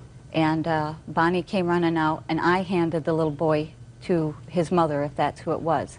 And the dog was never loose nor anything. I understand that. Yeah. There's no question that the dog was on a leash. Right. And after the bite, Wolf Runner said, "Get the dog out of here. I don't know what agitated it. Get him out." I said, "Please let me know as soon as possible." And he said he would. Okay. Step up, please. Tell me your name. Richard Scio. Mr. Scio, if you were to relate to me the events of that afternoon, would they be pretty much consistent with what the defendant had just told me? Yes, ma'am. So the little boy did absolutely nothing to the dog? No. The little boy came up, touched the dog on the nose. The dog did not flinch. He didn't torment the dog. He didn't spook the dog. And the dog, when he turned his face, the dog just went for him. Real cases, real people. Judge Judy. Autumn Decker says her son, 5-year-old Connor, was bitten in the face by Marie Moore's dog. It's not a difficult case. Here we have a situation where you have a child who's been injured by your dog. I don't even have to ask you whether your dog has bitten anybody else before. No. I assume not. Never. But the dog did bite this child. Yes, he did. And who should bear, first, the financial cost of the doctor's bills, etc., with regard to the dog? Clearly, you have to do that. You know, it's always difficult when you take a dog to a large gathering. I'm a dog owner, and I know that even my little dog gets a little nervous when they're around so many, she said hundreds, you said thousands of people. When you have a big dog that's around thousands of people and there are kids, you sometimes run the risk of your dog becoming more agitated than normal, more anxious than normal. So you are clearly responsible. I don't think that you're bad people. You did have your dog on a leash, but you're clearly responsible. I don't buy into this sometimes artificial statutory scheme which says that every dog is entitled to one bite before the owner's liable. In my view, which is, I believe, the common law view of this kind of situation, you have an innocent party and a guilty party. The guilty party had a dog, looks like a lovely animal, but certainly capable of doing damage, and did damage, and you're responsible, absolutely. Your request for judgment is for $3,000, which I assume includes your medical bills and whatever plastic surgery Connor is going to have to fix that scar on his face. Judgment for the plaintiff in the amount of $3,000. That's all. Parties are excused. You may step out. He filed enough papers in our county that they came to my home and took my dog and killed him. Any dog that bites, especially a child, should automatically be euthanized after the quarantine. The lady asked me if I wanted to pet it, and I said, yeah, and I came up to pet it, and it bit me. And now the next case. All parties on Punterero versus Peach. Step forward, please. 22-year-old student Corinne Punterero is suing her ex-roommate, 22-year-old student Rebecca Peach, for breaking a lease. Rebecca says she moved out because she needed gallbladder surgery. Ms. Pontuero, according to your complaint, you and the defendant know each other from college, and you had decided to room together for this coming year. Yes. When did you sign the lease? Last year. What month? I believe it was in April. And at some time, about a month later, the defendant decided that she did not want to live with you, and you've had to move into this rental by yourself. You want her to pay her share of the year's rent. Yes, it's a 3-bedroom apartment. There's me and one other housemate. And with her not living there, we're responsible for her rent. Our landlord is now taking us to court for her part of the rent. In the lease, it says that no matter what, you're jointly and severely responsible for fulfillment of the lease. Severally, not severely, severally. Let me have the lease, please. I have this from both years.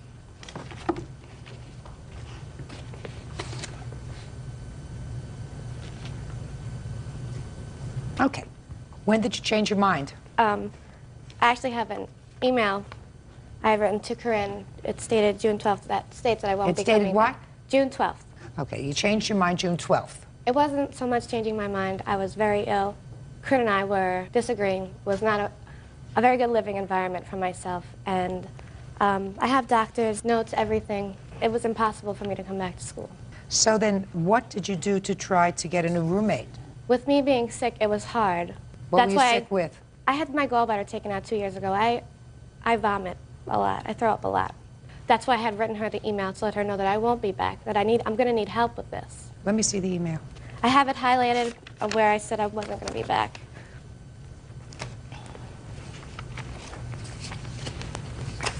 You were all supposed to move in on the end of August. Is that right? Yeah. And according to this lease, the landlord wanted payments for the rent in two parts, $4,000 in the beginning of one semester, and then in the spring semester, another $4,000. The spring semester doesn't start until when? February, March? January. January. And what you're suing her for is really 1/3 of the entire lease. Is that right? Yes. I don't know about this vacuum cleaner and television set. Your Honor, I also have an email dated June 12th also. She never said anything about being sick. She never gave me that reason. We were fighting. I didn't feel the reason. I need to explain myself.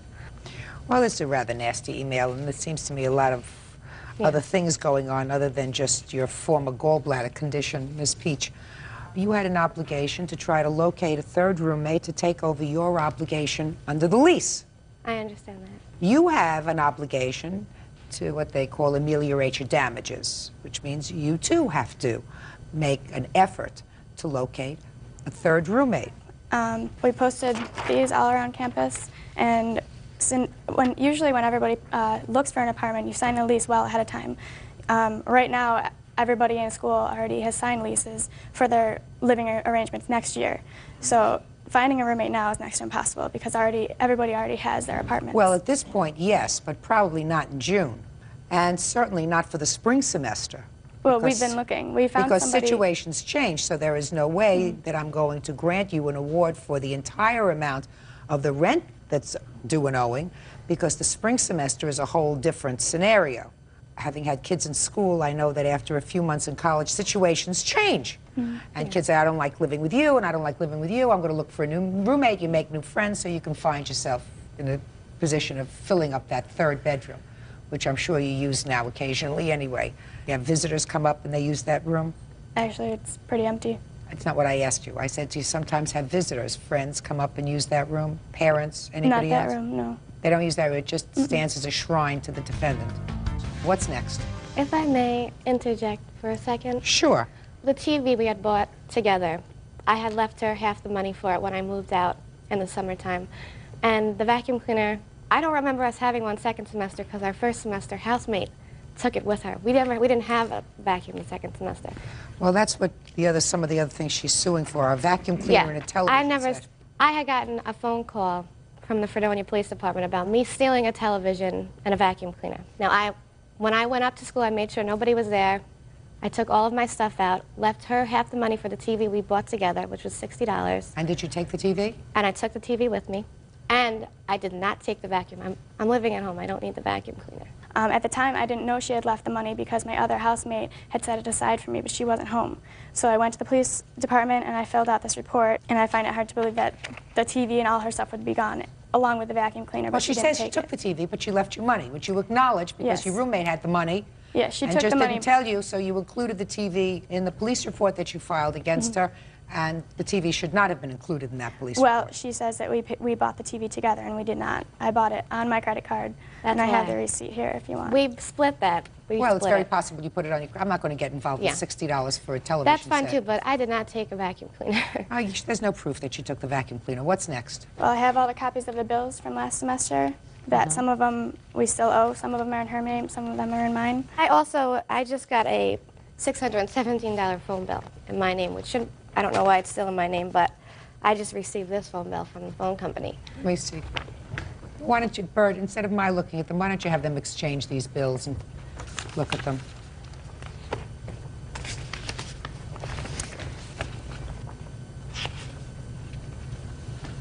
Your Honor, I acknowledge these bills. Good. What I want to say is that I never received them to pay them. Okay, so there are $624.17 in bills that she says that you owe from last semester, and you got a phone bill for $600. And $17, yes. Right? Actually, all these numbers are her numbers.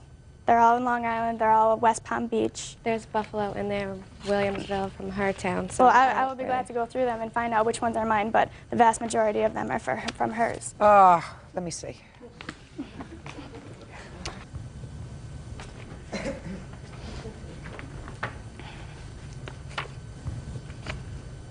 You expect me to go through all these charges? No. Good. then step outside. Call you back in 5 minutes. Here, Bird, send them outside, please. Thank you.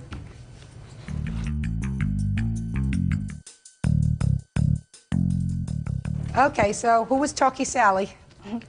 Well, I went over the long distance bills, highlighted what I owe, everything from the Buffalo and Buffalo area, and I owe $9.30. Is that right? I guess so. I didn't really look at it.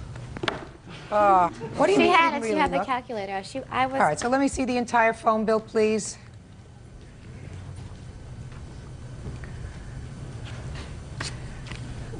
All right, Miss Peach.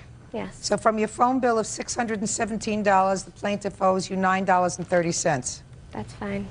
So it's a good lesson. Miss Peach, your lesson is as follows. How old are you? 22. If you're 22, you're an adult. When you're an adult and you enter into a contract, you are obligated to fulfill your contract. You're no longer a kid. But you have an obligation, too, to reduce your damages. You can't sit there with a 3-bedroom apartment and say, well, now I have a bedroom for myself, a bedroom for my roommate, and I got a whole area for storage. Don't play with paper when I'm talking to you. It's rude. So I believe that you are entitled to this semester's portion of her rent for the fall semester, because I agree with you that it could have been difficult in June to try to find a new roommate. That doesn't mean that I believe that you can't find somebody else for the spring semester. Now, that doesn't mean that you necessarily don't have a cause of action against her if, in the spring semester, after a good faith effort to locate another roommate, you're not able to locate another roommate. This award will cover this semester's rent, clear, plus your utility bills from last year. Judgment for the plaintiff.